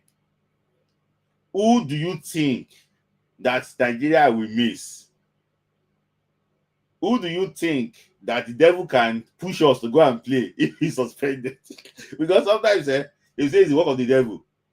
Who do you think the devil can push us to go and play if he's suspended? For me, there's one player I think the devil can push us to go and play. This is the player. Sadiq Kumar. You will see. They just go and bring him in and 2 minutes to go. Then everything don't spoil. Everything don't spoil. So for me, if I'm to give my own judgment, I will allow my guests to talk about their own too. For me, I think Calvin Bassey is is very important. I think Alex Iwobi and Didi Wilfred. These three guys are so important. If we are leading by 2 or 3 goals to nothing against Rwanda, you should take them out. You should take them out because there's no carryover of yellow card. They will suspend them. That's my take on that. So I have Ladi Lado joining. I have Idot also waiting and also Ombu Eri. I know Ombu Eri will join because I mentioned Abia Warriors, but let me try and bring them on quickly before Idot goes to work. I know that so I'm going to bring you on. So I think I have Ladi. Okay, that is here. Idot joined twice. Idot, you joined twice. Yes. I think you joined twice. Yeah, good evening, my brother. So I can see you joining twice. Let me leave on from one. Yes, leave from one so I can bring God. So okay. So now, guys, let me start from Ladi. Ladi, anything you want to discuss, just take it from take it any topic was talked about today you want to talk about here. Yeah, first off, I want to talk about this our Nigerian league. Yes. I don't know. There are many. We just need. I think we are is 20 in our league, Abby. 20 clubs. Yes. Yeah, we just need. I think less than 2 billion. If you invest 2 billion in Nigerian league in a football club, you'll be successful. I don't think that man spent up to 2 billion naira. The Oshun, sorry, this club that won the league. No, I don't think so. Yeah, but people prioritize rubbish. There's one Igbo big boy like that wanted to do his mom's burial, and he called Davido, Zlatan, and all these guys. Spent over $1 million. on total sweet nothing. You Hmm. know, you can use that money to. You are looking for clout. You can get a clout in a good way. See the owner of that club now is Hmm. getting clout in a good way. Hmm. You know, it's been known he can invest that $1 million and now possibly earn more money. But Hmm. they don't want to. We can do better because this our league is just it has to be handled by private sector. Hmm. And if one person buys one club now, they will restructure the stadium, restructure the players, and everything will go good. Before you know it, within 5 years, Nigerian league will be up there again. Yeah. Yeah. Yeah. And then, secondly, I know this Sorry, time is hey, Daddy, just hold your thoughts one second. I want to bring Temitope. Is just 10 okay, seconds. okay, From you. okay. Temitope, let me hear from you quickly before that continue. Daddy, Temitope, how are you? Good evening, Cynthia. How are you doing today? I'm good. I'm good. So For your coach, Maduku, 1/10 for me. one Despite over. winning the game, can you hear me? I can hear you. Despite winning the game, tactically was very, very poor. We are playing 2DM against Botswana. And so that this girl, what's the one girl? The player is very, very rough. You know, I can't play box midfielder. Bring Hmm. in a change in it to play that number 10 role. Yeah, that PSG girl play number 10 role. And that Ajima to play number 7. And also, people are blaming on Shaula in that game. How many passes give them in that game? No pass at all. No. No pass at all from the midfield. Secondly, about our legend, talking about the Osimhen and Otai Samuel. For me, Otai Samuel pick what he was going to do. And for EPL, it's not the EPL. It's not to play football, not EPL. Messi is not playing EPL. The best of the best player in the world. So this EPL is over. PLD is winning, the beating everybody, black and blue now. They playing EPL. It's about what is for me. It's about the player can do for me. So Galata, you want to see me, let them buy a team. So like, I don't even avoid this song for me. Thank you very much. That's part of Thank, today. thank you. Thank you, Tokwe. Temitope. Very brief and that's why I said that very brief. So Daddy, continue please. Okay. Secondly, I know it's okay. This we always say our legends. They always say negative about our players. But this time that Finidi is saying something nice about our player, but respectively, if this is the way he knows a good player, then that means it's not good enough because Osai Samuel is not there like that, like that, like that. If he's good, big team will come for him. Hmm. You can't tell all these West Ham and all these teams to go and carry Osai Samuel. That was he beat 3 players in AFCON. He was just running like Ikedia, just facing the ground. Pass, pass, pass, pass, pass. He did not pass. You can't expect big one top league team to carry player like that now. Hmm. So is in a club that is what is level for Hmm. me. So yeah, and then for Osimhen, as much as I love him, I believe for every Nigerian in this world, Nigeria will happen to you. How has Nigeria happened to Osimhen? People around him that are uh, probably, I mean, I don't want to say wrong set of people, but people around him are not the kind of people he should be around. They influence his way of thinking. I don't know, but it's kind of affecting his career. Sort of. I don't know if what I'm saying makes sense, but Yeah, yeah, I understand. Yeah. I think Nigeria is just happening to him one way or the other. The same Nigerian that is happening to Ademola Lookman. Why? Because clubs know that he's going to go for AFCON. Yes. So, one way or the other, Nigerian will happen to you. Even you that you are there, Nigerian will happen to you at work. You will Yes. see. So, but it's just sad. But hopefully, they will let him go. At the end of the day, the Galatasaray is going to Champions League. They are already cooking nice players. So it just might be a turnaround. So if he gets to say quarterfinal with Galatasaray and still repeat same number of goals or more next season, 100%, is going to leave Galatasaray, I mean, with ease, a better club will come for him. Sorry, I want to ask you a question. Can Galatasaray be like PSG? Well, yes, they can, but they need to change their coach because their coach only has starting. He gets weak in between the season. But yes, they can because they have the money, they have the charisma, and they have the structure. So they're already cooking some things because they have some nice player in that team. But yes, they just need to change their coach. If they can change their coach, get one or two more players. They have a kind of player that can, they can get to quarterfinal in Champions League with the way I see them. Hmm. Yeah. Yeah, okay. So that is see where let me hear from Umberry. So we'll come back to you. Let me hear from Umberry quickly. Umberry. Yes, I greet everybody. Let's begin from Super Falcons, right? Um, if the teachers are bad, the students are not going to improve. The teacher must learn how to teach in order for the student to comprehend and understand. Mm-hmm. I believe that the Super Falcons are still, the spirit of Randy Wardwa is still with them. Yeah, I get you. Yes, when that spirit move away, because I heard the way the coach is talking, he's not intelligent.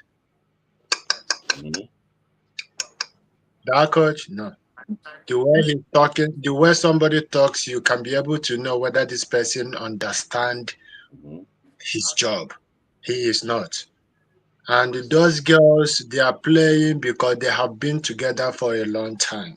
Mm-hmm. That is why they are playing. That's Mm-hmm. number one. And number two, concerning our local league, I think it's high time for the private sectors to take over. Mm-hmm. Because let's look at Nigeria right now. Anything that is public, they can maintain it. Mm-hmm. Yeah. They look at it at careless. Look at our ministries. Mm-hmm. I mean that Nigeria is still with the military regime. Okay, it's understandable. Mm-hmm. They will be serious in it. But if there is private sectors take over, Obi Kubana, I want to take this, Chief Priest, I want to take this, all these celebrities that have big money, I want to invest in our football. I'm telling you, Nigerian local league will be the best. Sorry, I want to ask you a question. The sole Yes. business plan you're talking about, what is the business they are doing? Are they Exactly. what is the business they are? Because I'm hearing some people now, especially scholarship. They say somebody invest somebody in say big man, who they there? They invest for a company. Now, Everything went to water. now, So now, what type of business do you think? now, now, wait, okay, let me use Ojis Okala as an example. Mm-hmm. Ojis Okala benefited very well in Enyimba. But you spend government's money. But he has passion.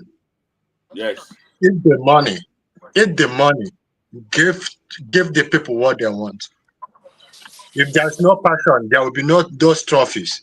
Mm-hmm. If there's no passion, we would have not known that there's somebody calling Yama. But just hold on a sec. So, Simon Akpan, I can see you in the waiting area. So don't worry, I'm going to bring you on very soon. Continue on wearing. Yeah. If you say definitely, if you invest on something, you will get profit on that. Mm-hmm. Yes, he used government money to do some things, Mm-hmm. but people were very, very happy. Mm-hmm. Everybody embezzles. So far as you're into government, you must surely embezzle money. Mm-hmm. But he himself, I give him that credit because he made me to like Nigerians football. He made you see what they are playing AFCON CAF Champions League finals. Mm-hmm. And But what that time, let's look at it. They are playing Champions League final. Nigeria is playing with Egypt, and they are playing Chelsea. Nobody is watching that Chelsea. Everybody wants to go and watch that CAF. nobody will get you. So, so that we won't take too much time, I want to ask you Okay. this. You have mentioned this thing, but with due respect to all the beautiful things that Uzokalu did, all the investment is not on the drain. See, that is the problem. The problem is this. He was the first governor during the democratic era, was the first governor. Everybody look at, hey, good things, everything. When he now left, assuming that he left and he did not put somebody there, it would have been different thing. But he left and put someone there, and that person becomes a scapegoat. Why is it that Alex Soti is doing well? Because nobody put him there. Okay. So yeah. Let's move on slightly now. Let's look for what you've mentioned. But the good thing is that your favorite team, Enyimba will not be playing the continent. It's going to be Abia Warriors. They're going to be playing the what's that called? Which one? Abia Warriors. That's the primary school pitch. See, that is why I said it's better for the private sector to come over. You see, government, nothing. Now, let's take, for example, mention a stadium right now. Rivers is nonsense. Heartland is nonsense. Only Remo Star because it's only private person. And Sporting Lagos, only private person. Aqua United, give them 10 years. That stadium will be, don't tell anybody. Mention a stadium in Nigeria right now is good. That is the problem. That is why I'm begging. If the private sectors, if people that said they want sports, they want to take it, they want to help, it will be better for us. Otherwise, if you allow government to be doing this, nothing. Look at Delta. Yeah. You see. Yeah, I agree with you, Umbre. Let me just take it to Aizotun quickly about that issue because he knows this thing very well. Aizotun, what Umbre said is right because years back we had a team called BBC Lions of Boko. We had 3SC Shooting Stars of Ibadan. ICC, ICC, they call it then. ICC. And there's one too. Is it Leventus? Leventis United. Leventis United. You have this private. You have Julius Berger of Lagos. Yes. Sorry, Boys. Wolves. Is it the NPA before? Yes, I think they might just be NPA of Wari. They are the NPA before. I was wondering. So we have these teams, but do you think that the private sector is the way to go? Quickly. Thank you very much. I want to agree on Boyeri. He said private sector, and he still mentioned Oji Sokalu. See, like I was, if you did my comment, I'll be discussing to digital currency. I'd rather have a businessman or a company, a private sector, own a club than for a politician to own a club. Since Oji Sokalu left Enyimba or left the state, what has he been doing with football? Does he have a private football club? No. Is he investing in football? No. See, it is easier.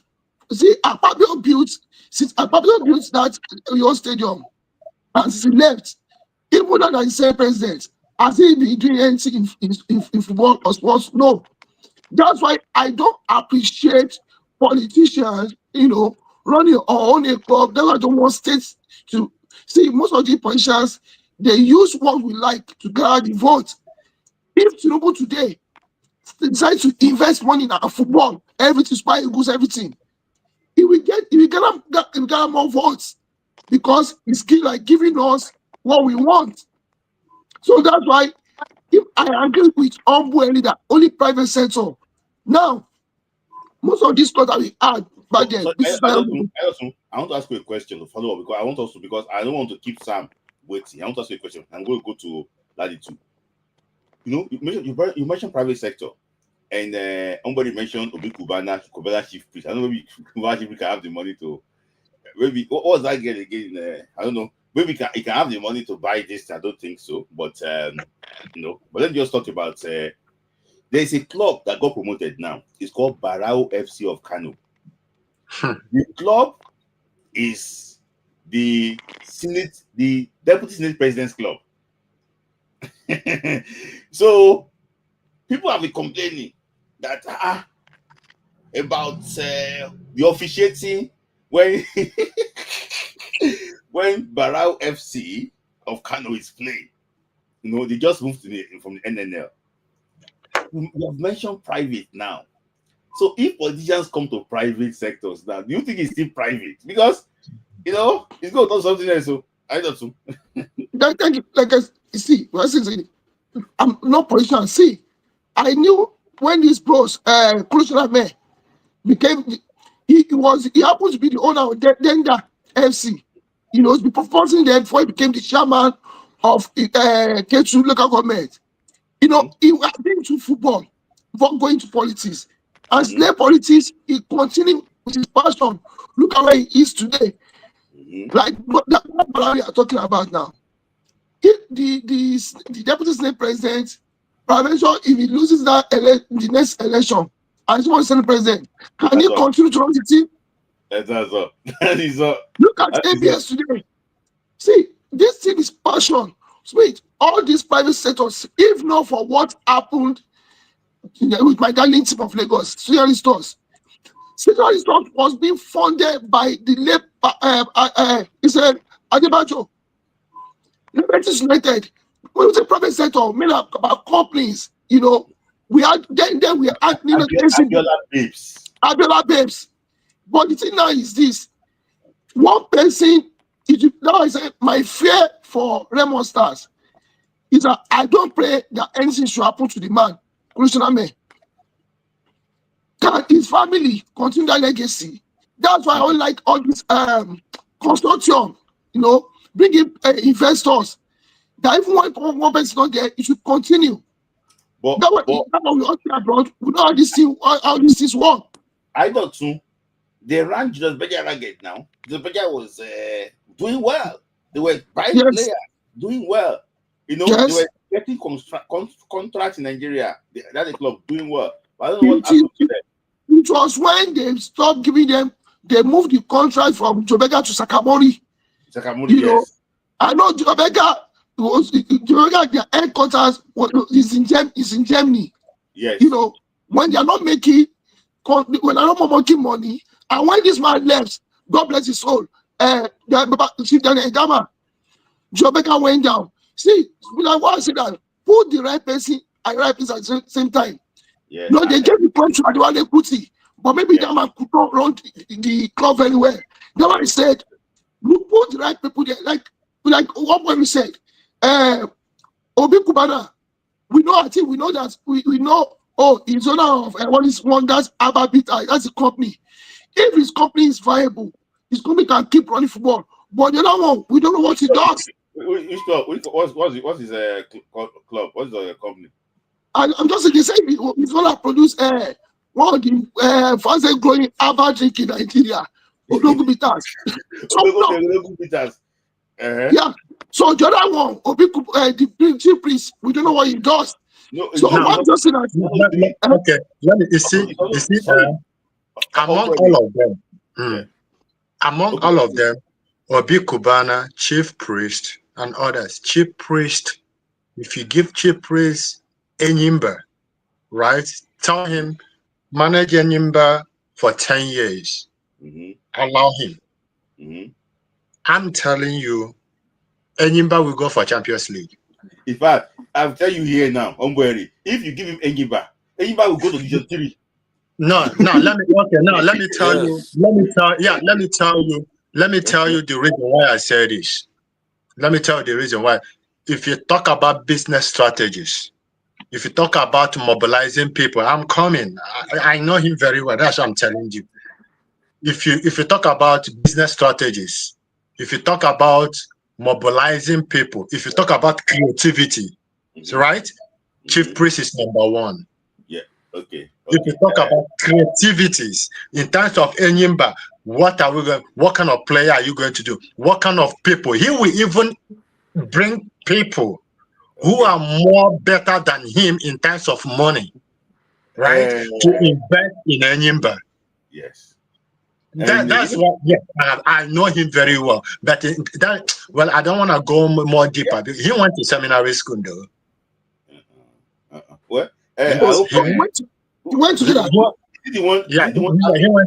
he went to junior seminary school. Is it the one having issues with Elaine? Is it Elaine? One Elaine girl? Is it the one having issues with Yeah, her? Pascal. and remember when he left Obi Kubana, Obi Kubana confessed that it took him 2 years to bounce back when he left Obi Kubana, and because we were thinking that he was even the one in charge of Obi Kubana until when he pulled up.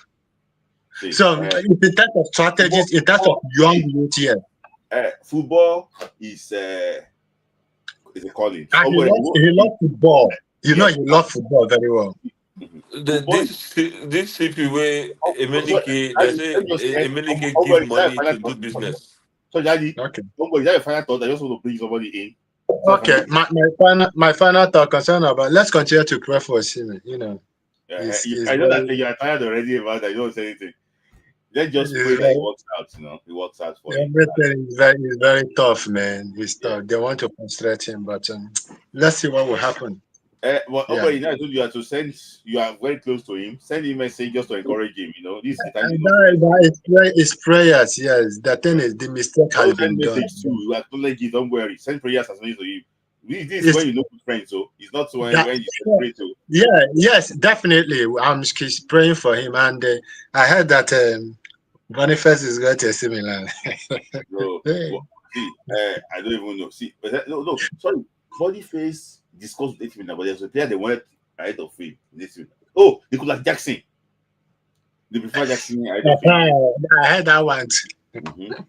So, all right, Obo, I can still bring you on. Probably I should I don't bring this man in. Thank you, Obo. Okay. Thank you. Always giving us this thing. So, Laddie, your thoughts about that one quickly. So, talking about Cubana chief priest, Mr. Modo, and why football is a calling. Can you just wrap up on that? You were having some opinion about it. Yeah, first off, I think every country has its own way of business running. Mm-hmm. For instance, maybe in England and all these Western countries now, you can probably say private sectors can go into their football just like it's happening right now that we all Mm-hmm. see. But in Nigeria instance, if private sector buys one club now, if the man run am 10 years, if my they don't even have a legacy that the kids will, continue the thing and will continue to say it. It will just die there. It's either the children start fighting till they will know till the club dies, or the children don't know how to operate football, or see how Abiola babes die. Boom. Right. Okay, let's even say And he was Concord. disbanded by Concord. Abiola. Yeah. No, So see all the whole business Abiola has after everything. So it's just I think they are managing to have just one, which is I think one petrol or whatever, which is not I feel is even audio. We are not even saying them. So at the end of the day, we'll still fall back to government. And the government we want to fall back to, they are not there for us. So let's just accept that in this life that we have come, Nigeria can never have a good league again.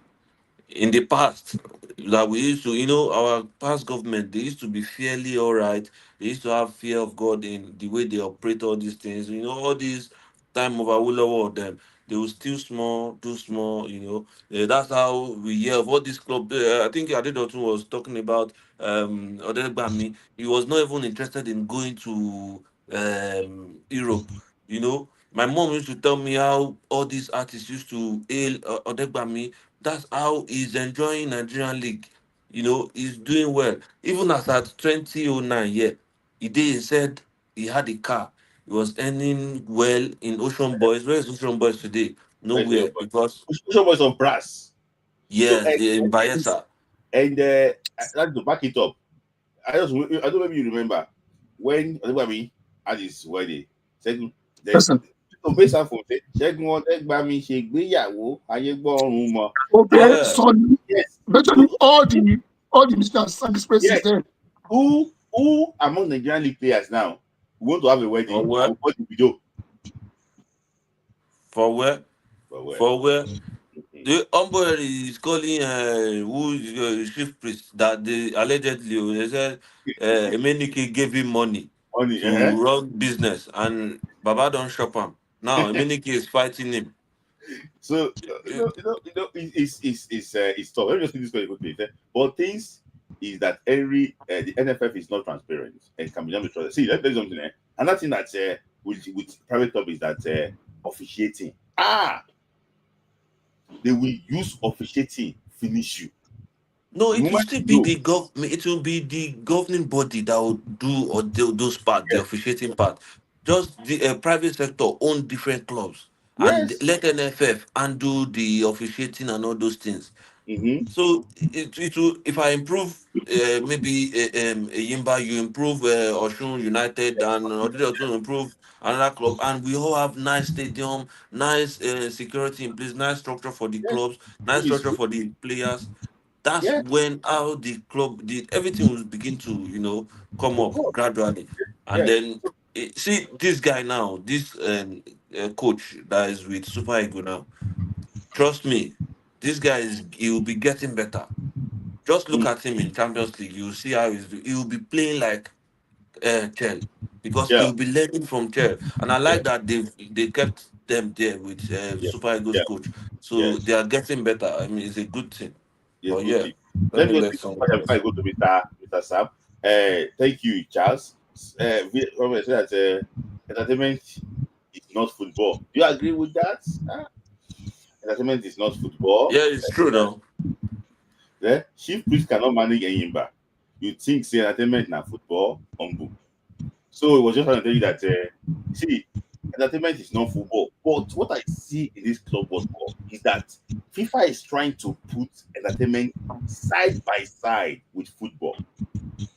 You can We see like I'm coming. You can see people, entertainment, entertainers trying to like, you can see the speed guy, ISO speed. You can see them, Club World Cup and everything. Even I saw this guy promoting boxing. What's his name again?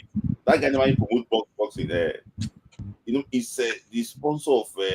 He might promote boxing. I forgot his name. He used to sponsor Dylan White and Anthony Joshua. okay. British guy.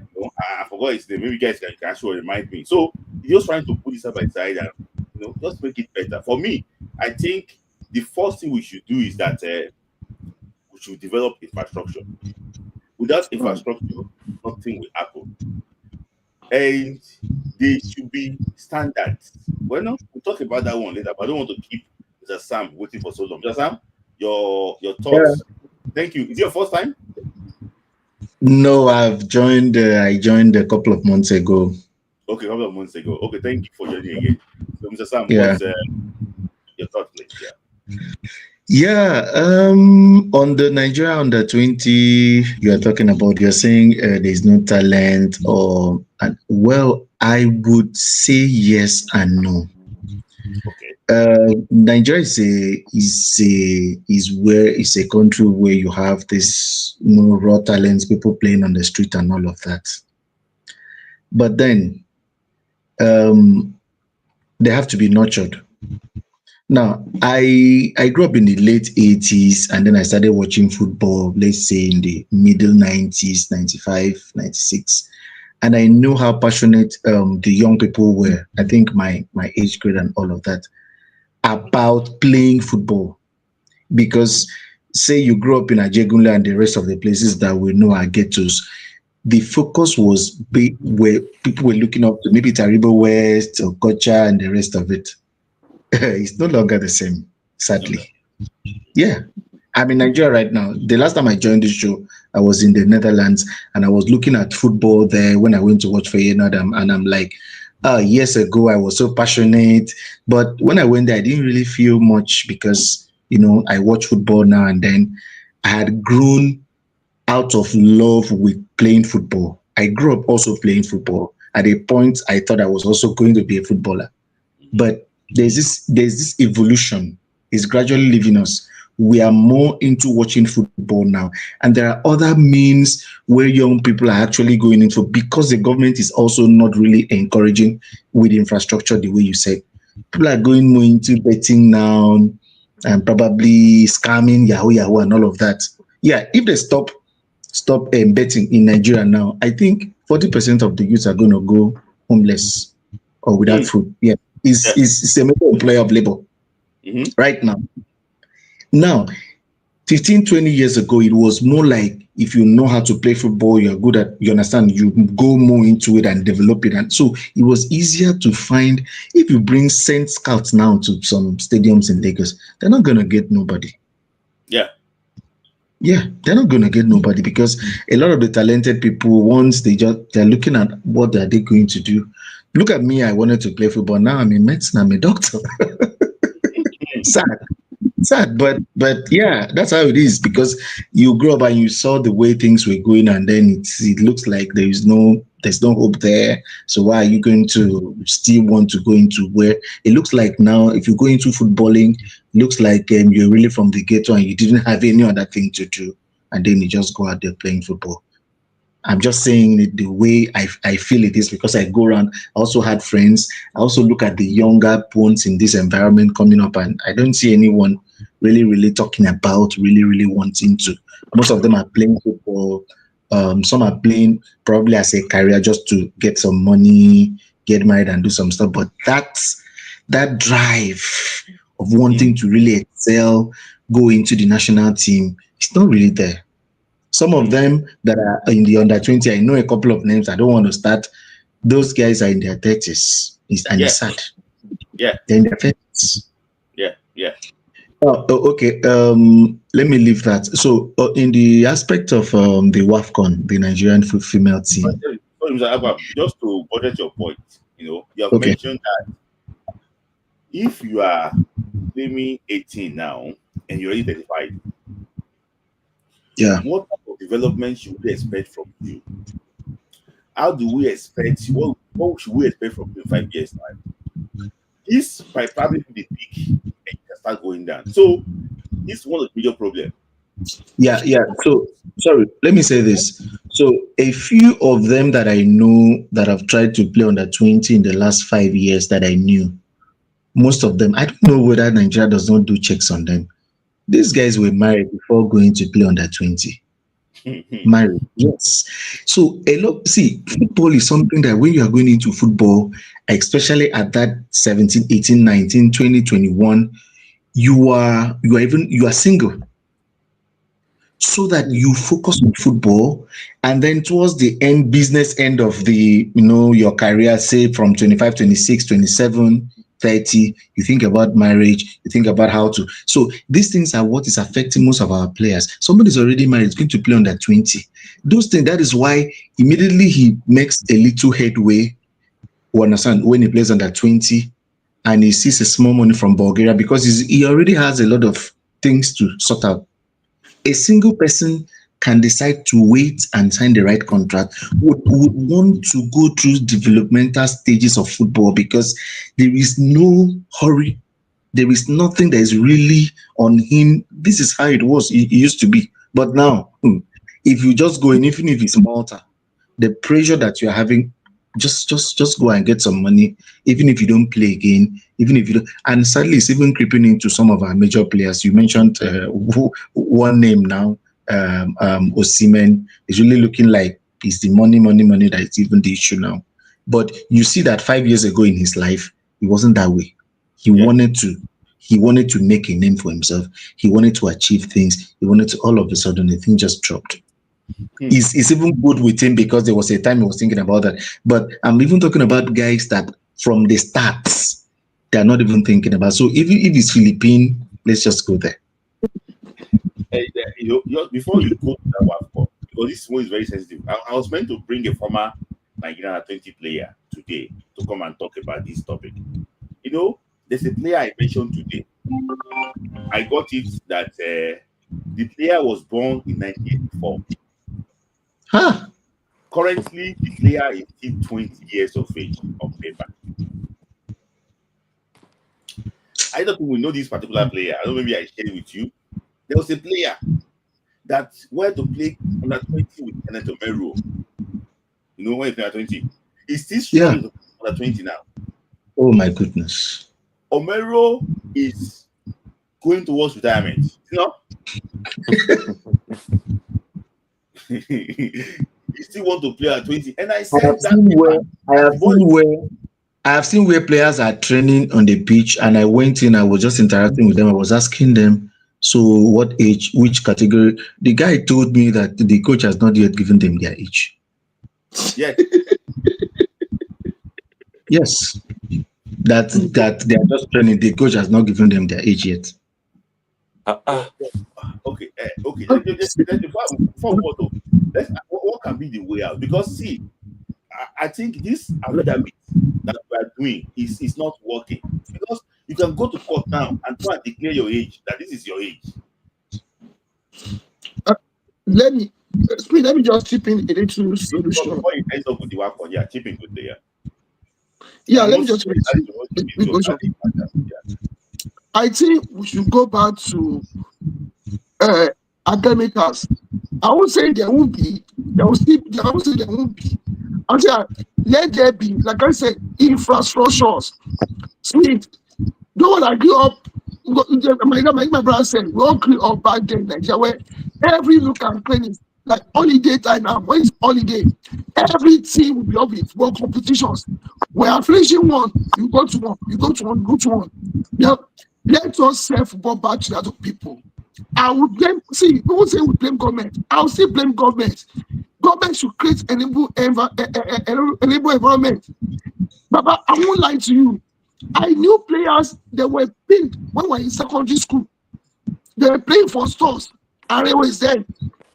Look at when inmates. I also, sorry, but see, even if the government creates a different environment, I think it's in some of our blood to want to do this system, no matter how it is. Let me tell you something. I don't know, we went to boarding school. When they give you accident to run, if you have to line up for food, you see people rush when food want to finish. They won't even care about you will always see people want to shit the system. I will say this thing here now. There was a player in under 20 currently. I saw the player. Say, this boy is a small boy now. One guy now come and say, the boy is a twin. Say, he get twin brother. I said, twin brother? I said, who is the twin brother? They used age to separate him and his twin brother. So now the boy is older now than his twin brother. I was now like, who did this? And if I don't want to say it that much, Amo will know the thing I'm talking about. I said, how did they do that? So my issue is that some people want to keep the system. But with like, doing this thing, survive. So it's like, why I agree with Adedotunya. Everything boils down to government. See now, let's compare the days of them Finidi. I check Finidi's age now. Google say he's 54 years. Pata pata pata pata. Finidi will be like 58, 59 or 60. They have the fear of God. Them, they cannot deduct 10 years or 15 years from their age. But you see, now, a child of, say, 14 that is supposed to be, back in the days when they'll be playing ball. No, they are not there playing ball. They want to scam or lie. I have a cousin that did Wolima. He finished Quran. Do you know what it is to read Quran? Yeah. He did Wolima. That boy now is still in his aliko. He's still doing Yahoo at the age of 21. He did Wolima at the age of 13. So imagine how everything is destroying. If things are in place, the football sector will be in place. This sector will be in place. See education now. They've reduced jump score to 150. Why? Because everybody are not passing. Everybody are not going to university. They will reduce it to 100 because people will not still pass. See, In my days, it was 200, and if you still get 200, your school will still tell you it's 264. Yeah, that's crazy. Sorry, Daddy. Sorry, I'm going to come to you because I want to go back to you again.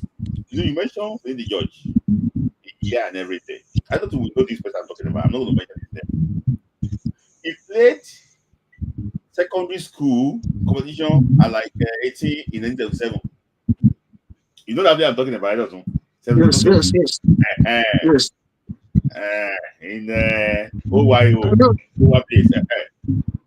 He came back to play that same tournament 1987, 10 years after. Yeah.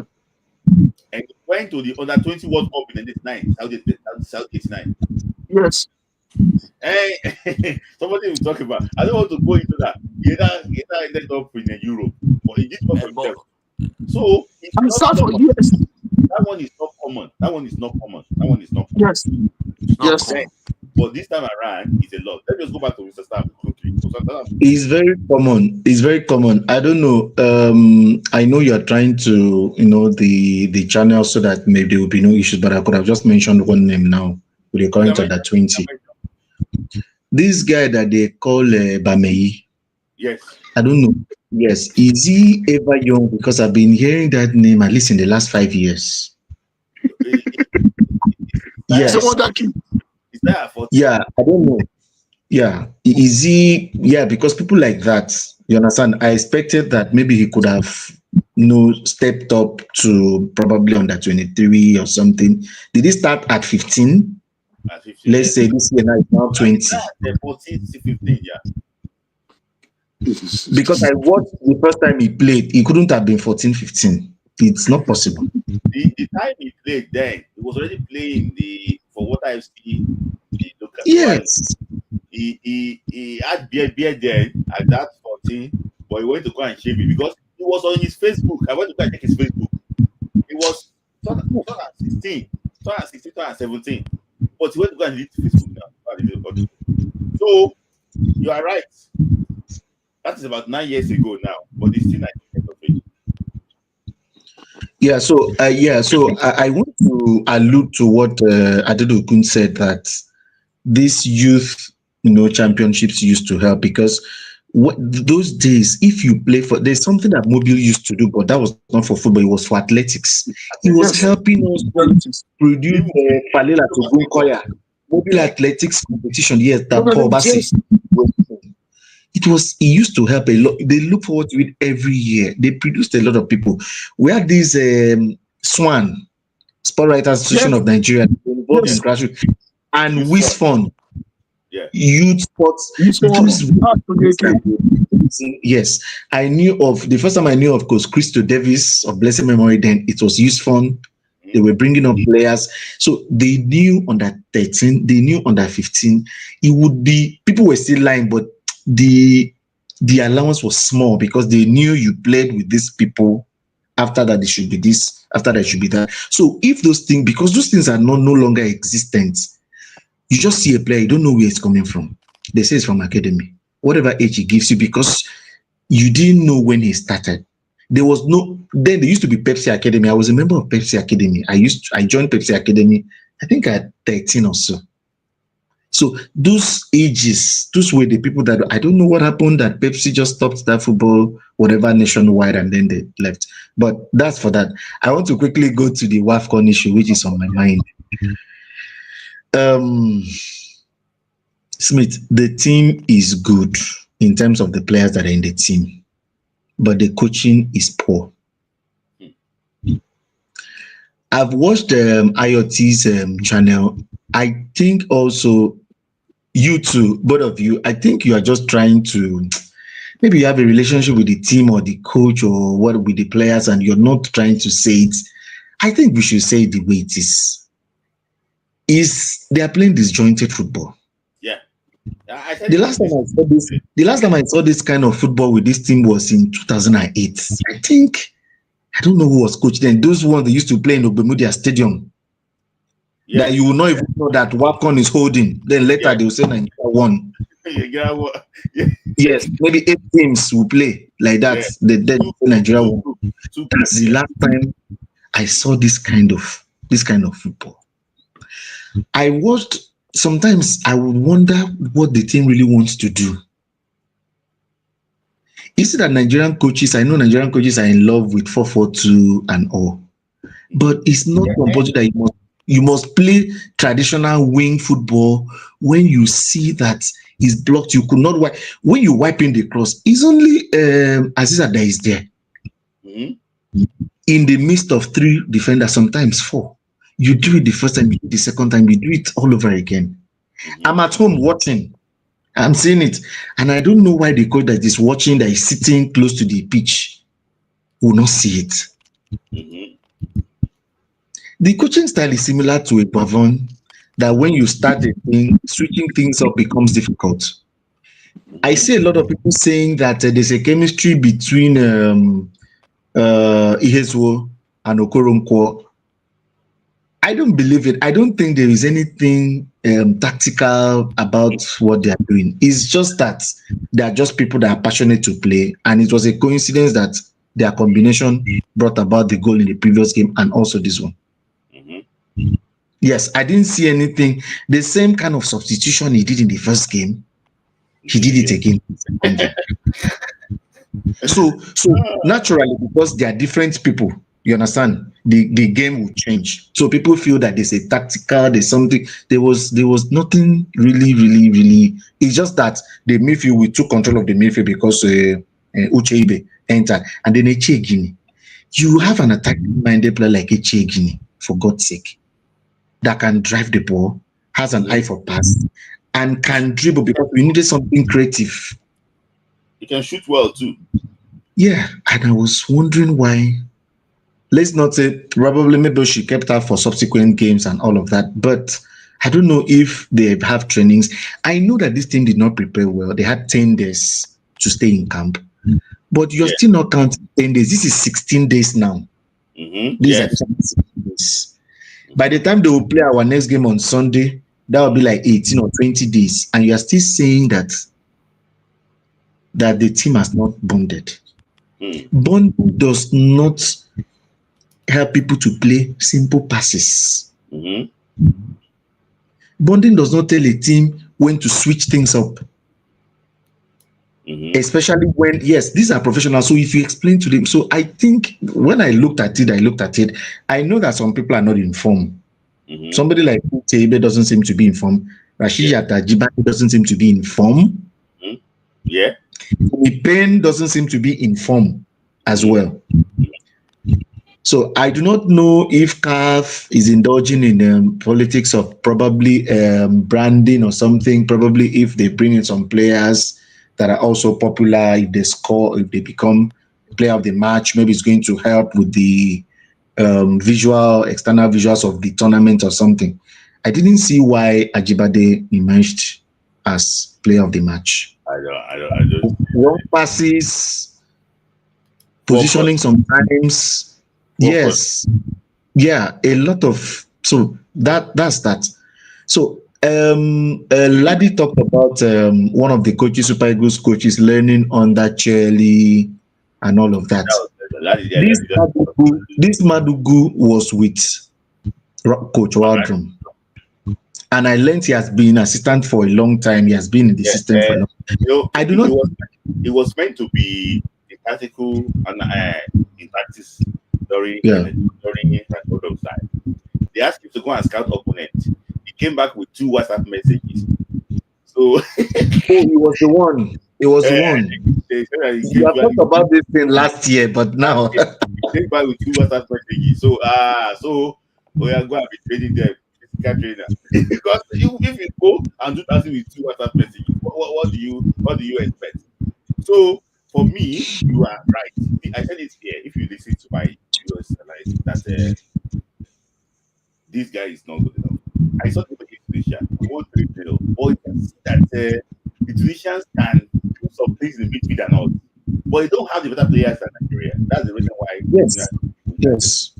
So I just think that for me, and with due respect, a lot of people fail to support. I just think that players can do well, but against Morocco, against more organized team like up to Zambia's team, more organized team.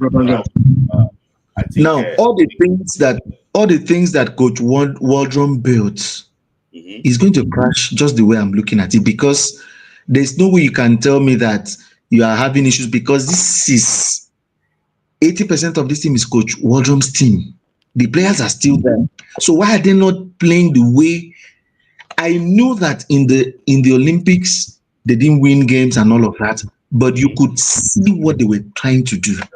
Yes. Yes. I thought yes, the other friendly they played with was it France or where or which team? Yeah. Yes, you see what they were doing with the ball.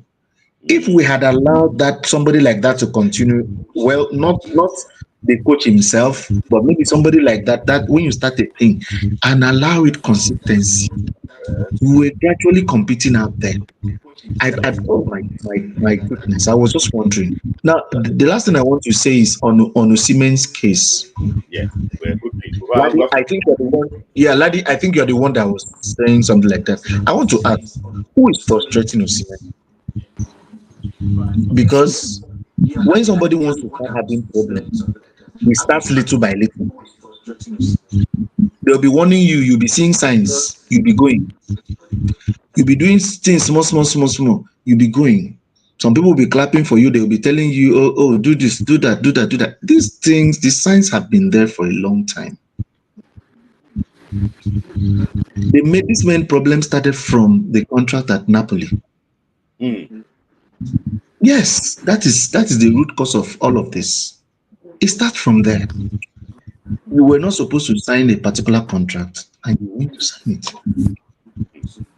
In fact, if I even trace it back, it even started around the time of that Finidis outburst. Now, you may say it's not connected, but if you look at it very well, it's connected. Because you see that teams start shifting away from you, and then you start trying to say, okay, let me sign something that can secure me in case these guys, I don't want anybody to.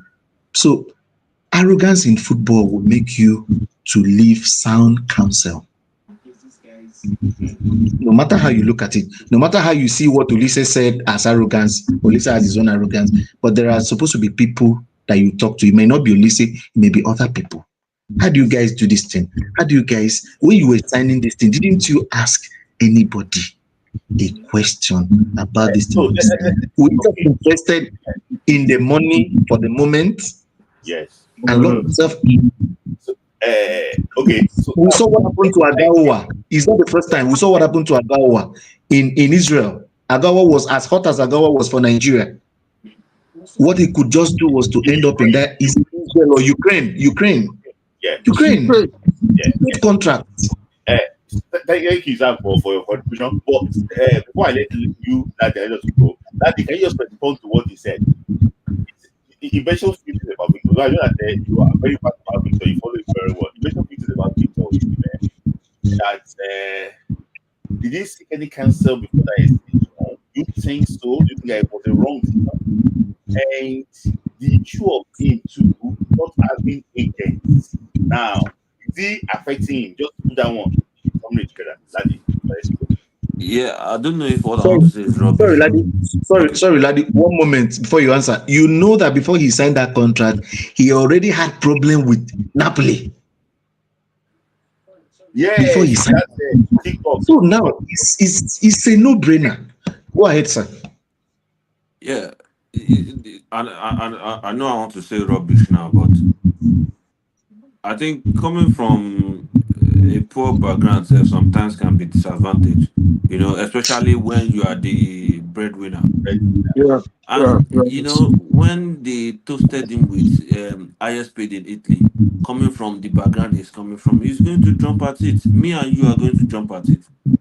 So at the end of the day, we can still blame it on poverty, because if he's thinking of where he came from, he's going to, it's hard. It's hard for him at that. He has not been on any. He has not been on any level of professional standard. He has always been a proper stack local boy. Yeah, no matter I want to see him cack up today, he has always been that way.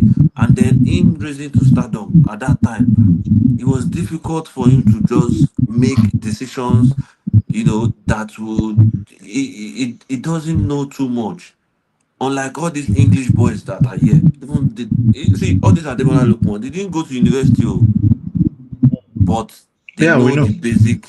They have the basic um knowledge of of saying, okay, this is the right thing to do or not. And also, God bless Osimhen's parents too, but all these guys in Europe too, in English football, their parents are there to guide them. Don't do this, Yeah. do this. All those things Osimhen is are an offer now. No matter, no matter. yeah, that's what I'm saying. God bless their Smith, souls. That's Ademola Lookman entered Lagos. I was on the island. I never knew until I saw it on social media. If it was Osimhen that was doing that thing that day, maybe they wrote. Have you seen the No, no, lifestyle no. he's living? no. That Don't people are compare Samuel, making it's them. a the Don't different compare scenario. decisions. them. Don't It's compare a them different scenario. because no, Yeah, don't it's compare fine. them because Don't him compare. if me too, if I'm like Osimhen and I blow like that, it's going to be the same thing now. Me, I'm from Isaliko. If I go to Isaliko today, I'm like Victor Osimhen. Everywhere will be blocked We now. must stay. I don't call, So bro. it's normal. You can't compare him to maybe Ebere Chieze now. It's Nigeria. He comes to Nigeria. You want everybody to be licking his bum bum. No, it's going to work. Everybody is going to work. Business is going to go on as normal. It's normal.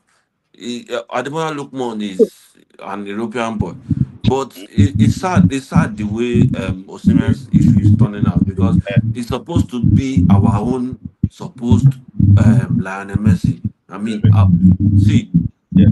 say it whichever Mm-hmm. is supposed to be our goat. Yes. Yeah, oh, yes, I agree with you. Yes, So, yeah, yes, I went and I just please have me tomorrow. When you are back, please let me know when you are back from Yes. work. So, Yeah, let me finish checking something. okay.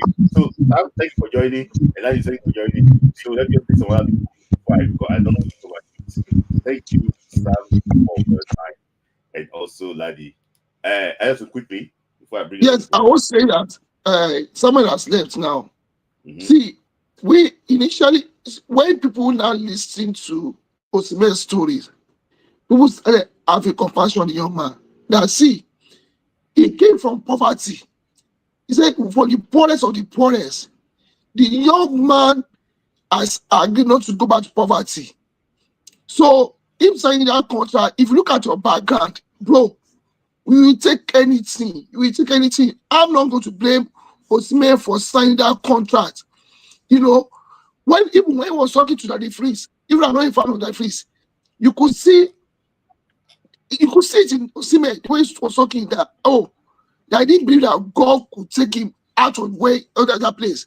I know Lushosu very well. Olusegun is one of the poorest areas in Lagos.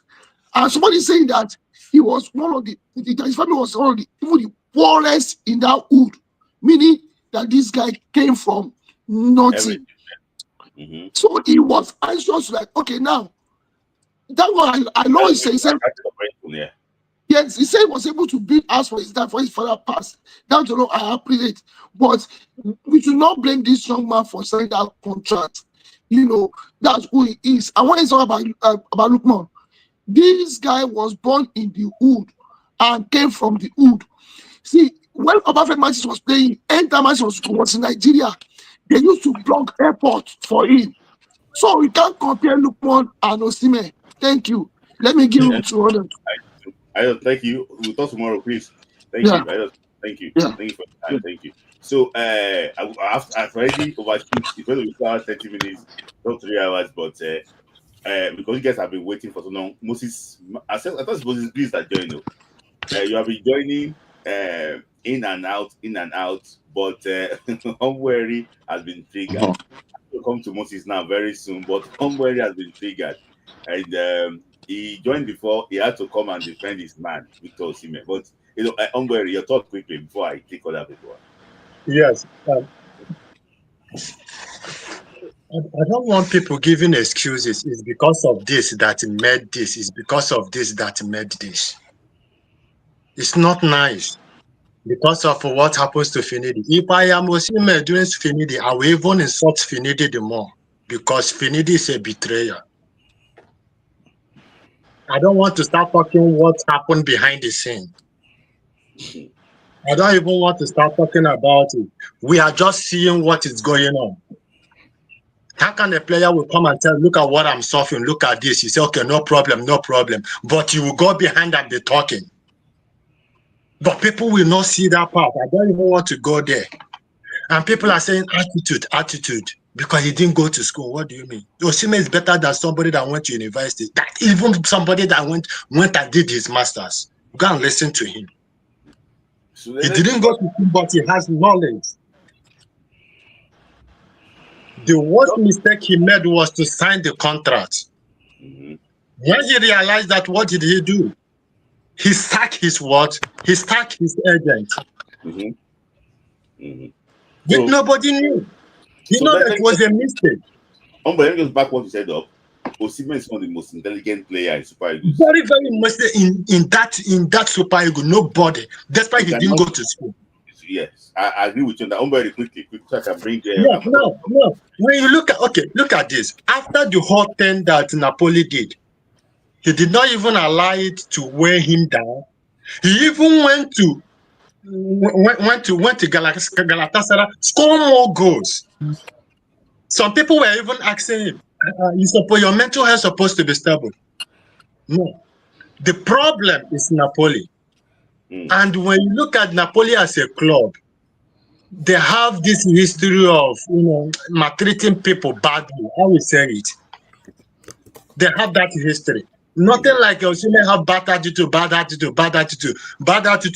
They have not set him up with women. Look at what is going on with Arsenal and what's his name? This guy in Ghana. Thomas Partey. Exactly. Now, let's to tell you how intelligent Osimhen is. Napoli tried all they could to set him up, but they couldn't. You have bad attitude, no woman, no agent drug, nothing. But he's still going. And somebody will come and say it's because of bad attitude. He did. Come on, man. If you don't know what to say, just I rest my case. Okay. Thank you, Umberi, for your this thing. Umberi is very supporter of Victor Osimhen, and so thank you, Umberi, because I have to wrap it up. Yeah. Thank you, Umberi. Thank you for your time. Yeah. Moses Miles, I want to talk because I've been here for a very long time. So please, can you talk now, Moses Miles? Okay. Yes. Thanks. Yeah. I want to talk. Yeah. So I want to talk about our league. So that's what I want to talk about. Okay. Yeah. So you see, you see, first about the age, about the players reducing their age and so on. All these things will keep happening because if you look at the way things are, there's no in fact I stay somewhere here in Lagos. If you look anywhere, I can't even find a football pitch where to even play football. I can't see anyone close by. Everywhere they've got every place, build houses. The government cannot even when you go to other countries, Europe, and there will be pitch for there'll be space for pitch for grassroots football. But you can't. Reverse is the case here in Nigeria. So all those things are not happening. So everything we still have to blame it on the government. Then also then I also want to talk about investors not investing in our league. Our league is not even encouraging. You can't expect people who want to invest in something and come and invest in our league that is not even progressing. There's no coverage. There's nothing. It's not even encouraging at all. It's not even encouraging. So that is just my little Let me ask you a question quickly. You've mentioned about infrastructure. You mentioned about age. What do you think we can do to stop people from under 17 player came to camp with 4 kids. I don't want to mention a particular player, There was an issue in the UK before about one Super Eagle player. There were argument that when the boy was in Owerri, okay, I don't want to mention Owerri. Oh, I I used to know have, him. I know him. I know him. I don't want to mention that. Oh God, I don't want to mention that place. Okay, maybe I will just bury the gist. But in summary, a player that is around 22, 23, was it 22 or 23 then? 24, 24. 24, already having a 30-year-old. How do you want to explain that? So, my brother, my Moses Mice, what can you do? What can we do to take these big people from? See, it's a player now in Nigerian league now. The player is 43, but 27 on paper. Is this like, see, one thing I believe is one thing I believe is also lacking in our football is that data. You understand? We don't have data. And apart from that, look at majority of all our football clubs playing in our league. Only Remo Stars have something like a performance center. Majority of look at all the football clubs, they have performance center. You understand? Whereby your first team, the youth team, you understand, and they have data, but we don't have all those things in I don't know, in Nigeria. You understand? The NFF is not even doing justice. You know, the whole thing is just politicized. Everything is all, to me, NFF, the way I'm looking at NFF is just politics. You understand? It's just politics. You know, at least in fact, there should be requirements for football club, for football club. If you want to do, if you want to play, even from the NNL, even from the, at least you must have requirements. Probably okay, for the youth team, you should have a performance centers. You must have your youth team. You must, you know, all those kind of things. At least in fact, also go to the UK. The English Premiership is not only managed by the English this thing. It's also the majority of body that manage the English Premiership is a private entity. Yeah, so it's a private company. So I don't know why a private company cannot manage our football league, because this NFF, I don't know, they are just, I don't know, Sha. To me, there's no form of seriousness in them. There's no form of seriousness. Yeah, I agree with you. There's no form of seriousness. Yes, I agree with you. What is right? You know, we hope that you can take. So thank you for this is the first time. I know that you were. I like your contribution. And I like that you are based. Are you based in Nigeria? Yes. Hey, so I like your contribution. Please always pop up. We like to hear from people in Nigeria mostly because you're on ground now. You know what is happening. Thank you for your time for joining. Yeah. Thank you. All right. Yeah. So I'm going to take you out now quickly. Just I know that you have been commenting. You have been. Well, let me hear from Uche first. Uche, Uche actually was there for. Yeah. Okay. I hope that Mr. Patrick is not coming. Let me just. Uche. Yeah. Yeah. Okay, so I'm going to continue from where the last speaker stopped. Yeah. So I feel like the best way to resolve this issue is to have a form of collecting data and validating that data. So what you could do is you expect that someone that has finished, someone that is done with Junior West African Examination Council to be between 11, 14 or 15 years old, right?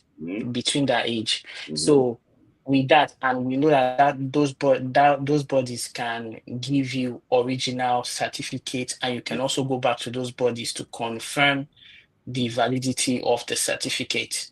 So if you're going to have young footballers coming to your performance center or coming to your club or your underage teams. You could use that as a form of validation.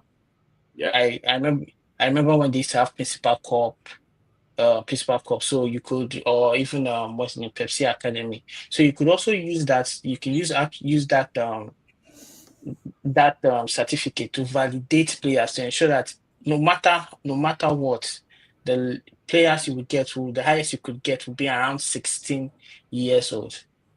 And so give or take plus three, that's what the person will be cheating with if he's in under 13. Yeah.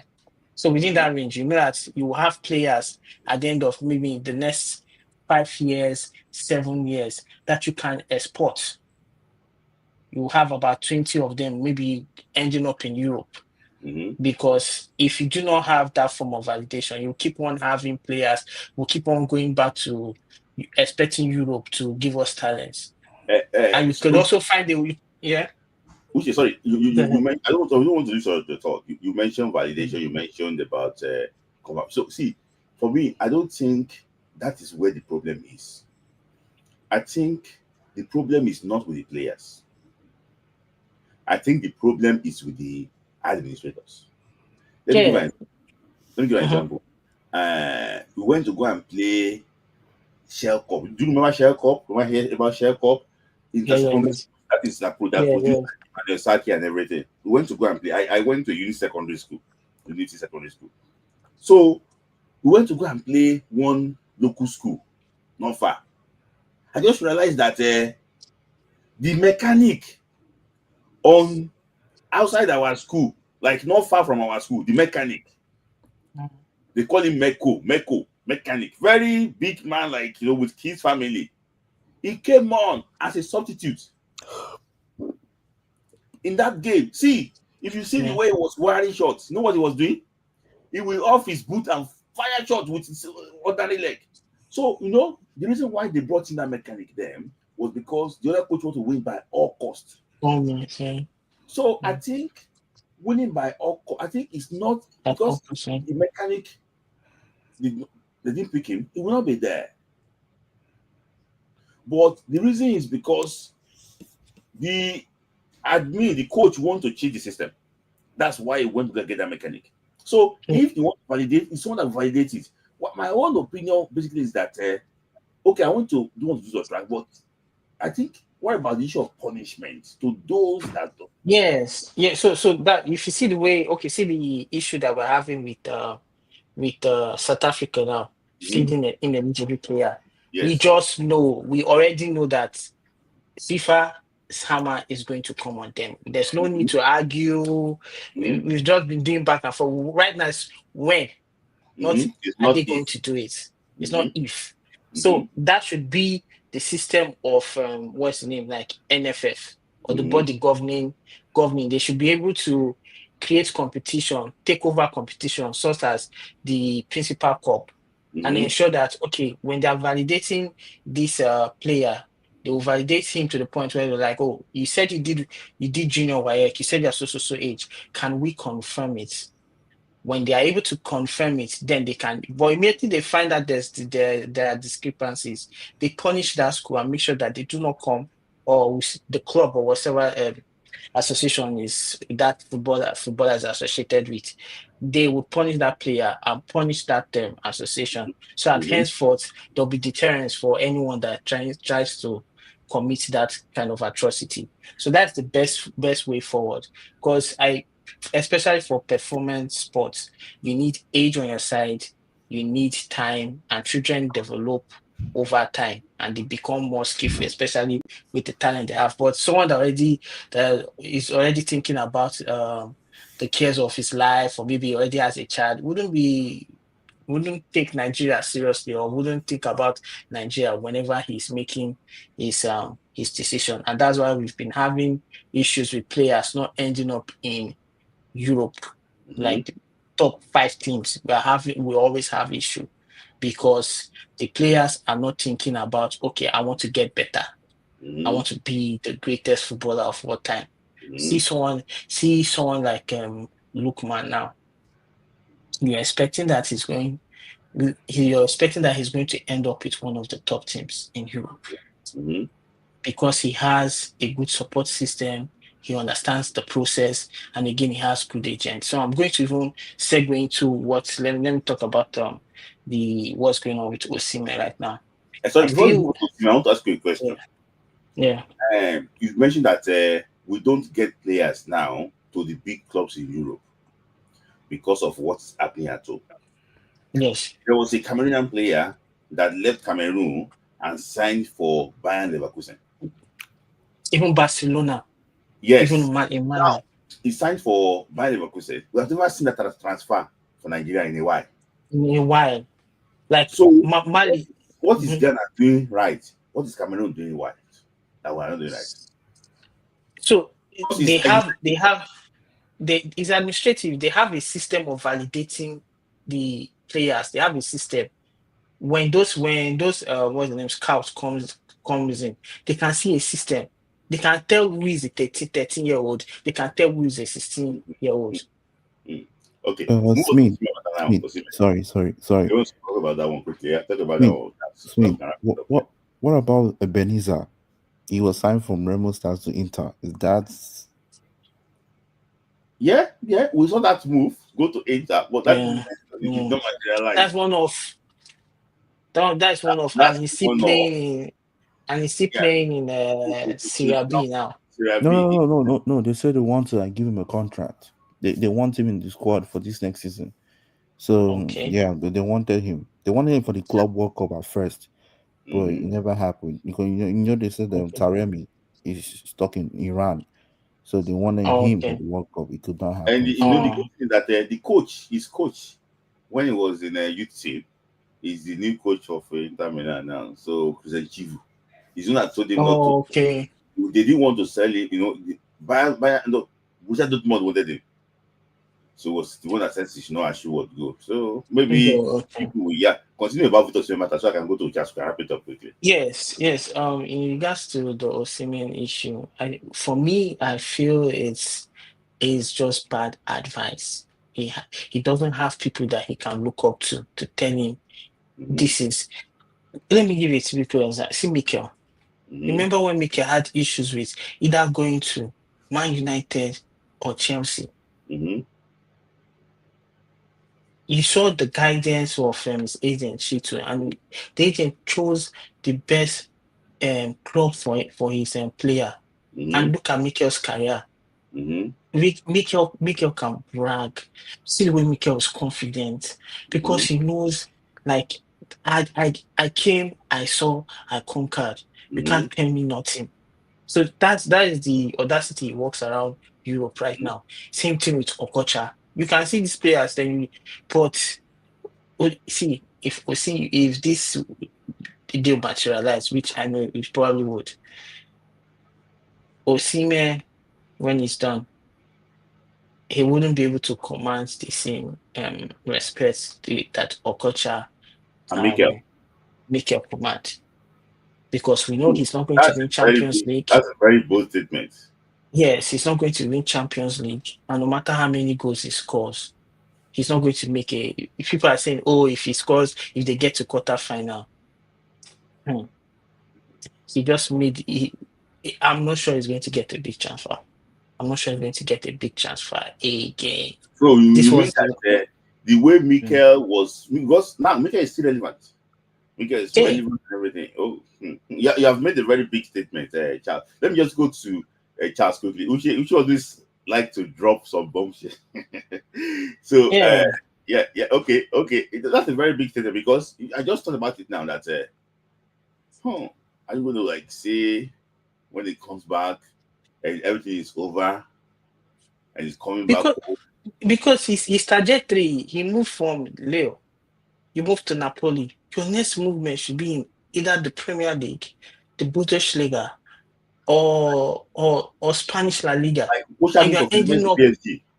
Yeah, from PSG to Premier League. He was supposed to even go to. Okocha was even getting offers from Spain. He was getting offers from Germany. Man United. So this was you saw his trajectory moved up. But you are at the prime of your career, and you are choosing money over that, like the thing, like what he, assuming he ended up in Premier League or Spanish League, or he's going to get that money back through branding. I don't know, like he doesn't have a good day. I even felt like, okay, immediately he signed that contract and he knew he made a mistake. He would have called in the best guys in agency, reach out to Mendes, Jorge Mendes. Any money he tells you that he wants, give it to him, so that your next move will be better. Like your Mendes has Joao Felix. Joao Felix also has the same, should I say, even worse attitude compared to Osimhen. But he see where he ends up. He ended up from Atletico Barcelona, from Barcelona Chelsea, from Chelsea AC Milan, because of what the agents can do. See, Chupa Moting, where did he end up? And you are right about, see, that's just something there. You see, some of you, I like Victor Osimhen, I like, but the issue is that agency fee, I think Victor wants to collect it. No, you can't eat your. That's the thing. You can't eat your cake and have it, and that, I'm sure that's what all these the BB clubs are saying. Remember when that his guy was saying, "Oh, the big clubs are coming, even Galatasaray, Al Hilal." But where did he end up in? Where are the big clubs? Where are the big clubs? Then you start giving excuse. They They're going start to giving pay 10 excuse million. who's going to pay? I think they want to pay my 10 fees. 10 fees, 10 fees. It's not only Victor. If you check top strikers around the world, they are suffering that thing. You have Hugo Eketike, you have Isak. They can't move because you see how Yeah, the whole team is made. yeah. Look at You PSG. can't you PSG is can't playing without a number 9. yeah, you can't move. But you can, how do if you have a good agent, there is a way to sweeten the deal and make sure that you end up. It's just like maybe he had Viola as his agent. God bless his soul. Definitely is going to end in a big club, a big move. Those people end up doing okay. See, what's his name? See, when Ronaldo was 30, Ronaldo still commanded a figure of close to 100 million and moved to Juventus. He was 30 something. Yeah. Yeah, So come on, let me Ronaldo. just can you just give us some good things so that we can wrap it up all together? Don't go. Ronaldo resume was huge at that time. If you check, he had won like 5 Champions League, 1 Euro, so he was at his prime. And if you check, around his early 30s, Ronaldo was scoring goals. That was why. But see, the thing about this market is top number 9s. They're not signing them. You see, Guy Corres, they are wasting time on Guy Corres. You see, Eketike, they are wasting time. Isak, Osimhen. Look at this PSG that Are those guys, do they have the what do I call it? Do they have the resume that Osimhen has? Which of no, them has the no, they resume? don't. They don't. So But the so thing why is, not get the best agent to get you the deal? see, the Because thing is, I feel like the money he would have made in Turkey, he can make it in his second season in Premier League not even or in second, La in his Liga. first season. If you check when Salah signed for Liverpool, Salah was in Roma at that time. Nobody knew what he was. Now I think he's taking like what 20-25 million from Liverpool. Come on, and like I said, like this is what I was saying before the coronavirus, COVID-19 pandemic and all that. We all knew instinctively that Victor would be the first Nigerian player to be sold £100 million. But look at coronavirus, everything has changed drastically. Okay, fine. Strike a deal with them. Give them a clause. If I reach 30 goals a season, you up my pay. Because Liverpool don't have a number 9. They cannot go in with Darwin Nunes. I'm sorry to say this. Nunes, they can't rely on him. Even this late Jota. Jota wasn't banging in goals like that. So they need a number 9. That's the thing. And Victor can do that. Why can't Victor strike a clause? What's holding that? Napoli has a history of frustrating players. We know that. We all know I that. know, we know. So Yeah. But Napoli had issues with letting players go. But Kvaratskhelia ended in PSG. Fabian Calvert, Ruiz ended. Wait, That Fabian was Ruiz different. ended. Wait. Fabian Ruiz also had issues with moving. He ended up in Yeah. PSG. Koulibaly ended up in Chelsea. That Listen, Koulibaly was in Napoli Lavezzi, for a long time. Koulibaly was so hard. Koulibaly, when he was meant to move, he didn't move. They Yes, that's what I'm trying to say. last minute. See, let me talk about Cavassier. Cavassier, they had to see. The issue is this: when the Cavassier issue was that it was like 6 months before the whole thing ends, contract ends, he did not sign any renewal. If Victor had stayed Napoli last season, and there is no, and only 1 year he's trying to run down that contract, and he stayed in January, he didn't play. That's what I was expecting him to do. He stayed in January and he wasn't playing. They will sell him at any amount. Yeah. Because if Victor run down his contract, we have been free agent now. We have been able to also what? To sign for any club. But he was looking for the easiest solution, and at the end of the day, the easiest solution is putting him in this predicament because most of these big clubs know that he's desperate. Yeah. What's that? It is he did not sign that contract extension. Today he signed that contract extension. There have been a similar problem like Victor Osimhen. So that means like who is he listening to? Because see what happened to I thought most people would have learned from what happened to Harry Kane when he was like, if they don't bring in the money, you are not going anywhere. He could not go anywhere. It was like the Don in England. Most of the pundits came out, kept shouting, but they told if the money does not come in, you are not moving an inch. So it's the same thing. Like you look at the examples and then make the best decision. And I feel like he did not. His friends or who those people around him, they can't advise him. Is poor. So thank you guys for your time because I already cracked 3 hours. I don't know. I thought it's going to be 2 hours, but we cracked 3 hours. Just any final thing from Charles? What to say? Final thing? You want to say? Smith. See, if Nigeria wants to win that South African game, they need to press them. They need to dominate the game aerially, and they should not concede any free kick because Mukwena is a free kick specialist. I watched their club World Cup. Based on what I'm hearing, based on the social media, I think he was suspended against Lesotho and against Nigeria. That's what I'm hearing. So, but if he's even suspended, they still have Reina, they have some people that can actually still do the damage. But I won't lie to you, we're gonna be in America. And I'm happy that Anjorin has moved to Torino. Yeah, Anjorin has moved to Torino, yes. And now that he's settled in the financial world, this is Nigeria now. So he's ready. We just hope that this guy, let me just before I actually go. Frank Onyeka has already impressed him, so I think Onyeka is coming back. And Siri Desas, the two of them, they are coming back. But the other ones, like Fredericks, if the blocks right, they can be coming. That's it. Smith. Okay, Smith, I need to go. I'm in a hurry. I need to go somewhere. But like I said, I hope Osimhen ends up in Liverpool or Real Madrid because that PSG game, Mbappe and Vini, they don't like pressing. It's going to be hard.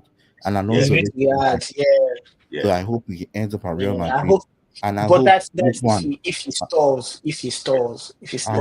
I hope Lookman ends up in Barcelona or Bayern. Because Bayern looking for left wingers, they should go there.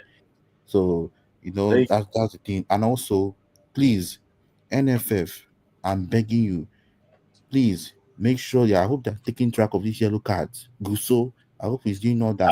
I will cut the video and cut it out and say it again to them so that they know exactly the number of players that has been. No problem, because they should not cost us this thing. That terrible decision of managers and all that. Anything now. Notice it's like we take the back door. All right, guys. Thank you. No problem. Bye. Thank you. Yeah, thank you, Uche. Thank you, Jazz.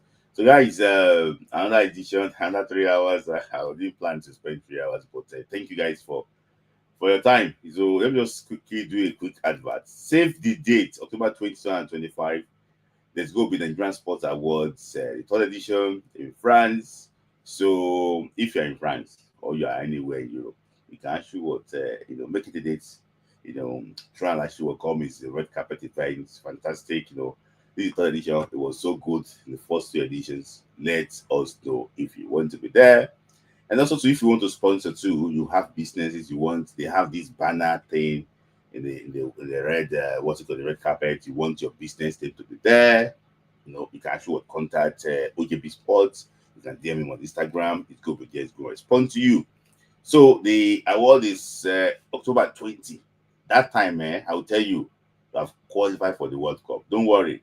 I will see you in France. We now celebrate that qualification in France. So, guys, I really appreciate everybody for joining. I had 19 super chats today. I was hoping that you guys can take it to 20. Yeah, guys, take it to 20 now. We have 19 super chats. Guys, can you take it to 20? So, but as I'm waiting, I appreciate all of you for your time. By next week, we will start our countdown to the WAFCON qualifier. I'll be looking at different areas. I've already talked about Rwanda so much, but I want to talk about how the current Rwanda team are playing and how we can actually exploit them early again in Uyo, so I can get an advantage, before second half, because players like Kevin Bassi, you don't want them to be suspended. Players like Alex Iwobi, you don't want you to be suspended. Players like Ndidi, you don't want him to be suspended for the game against Africa. So how can we exploit them early? What can we actually want to? So to actually exploit them early. And all this yellow card too, they want to communicate everything to Eric Shell. I know Eric Shell that you should be aware of this thing, because that one can also influence his substitution.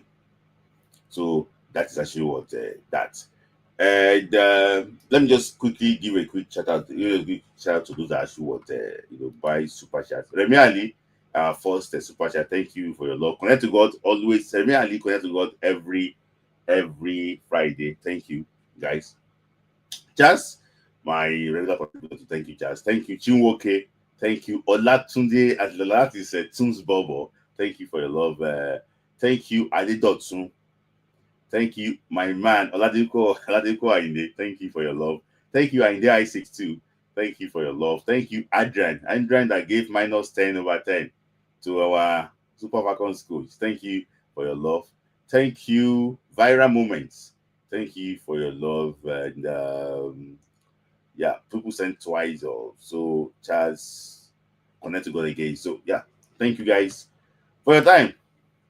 Another Friday Night Football Club. There's going to be a new program that we are launching very soon. It's going to be head-to-head with, with some, me, other people. We're working on that already. We're launching that very soon. That one is going to be more interactive. It's going to be very engaging. We already have like topics, as we're lined up for this course head-to-head. So, just stay tuned. I'm going to actually tell you the time and also the day for that. And also too, if you are very vast in old school football, if you understand football of yesteryears, you understand it very well, send me a DM on Instagram. Send me a DM on Instagram that you understand it very well. You want to come and challenge our hosts. You can also come and challenge the host too. Send me a DM on Instagram. I will actually respond to you. We'll be able to talk more about what you have to do, the areas the questions might come out from, and what you stand to win from our sponsor. So that is a Friday Night Football Club on 11th of July. This is now 2025. So I'll see you again next Friday. God willing. Thank you for your love. See you.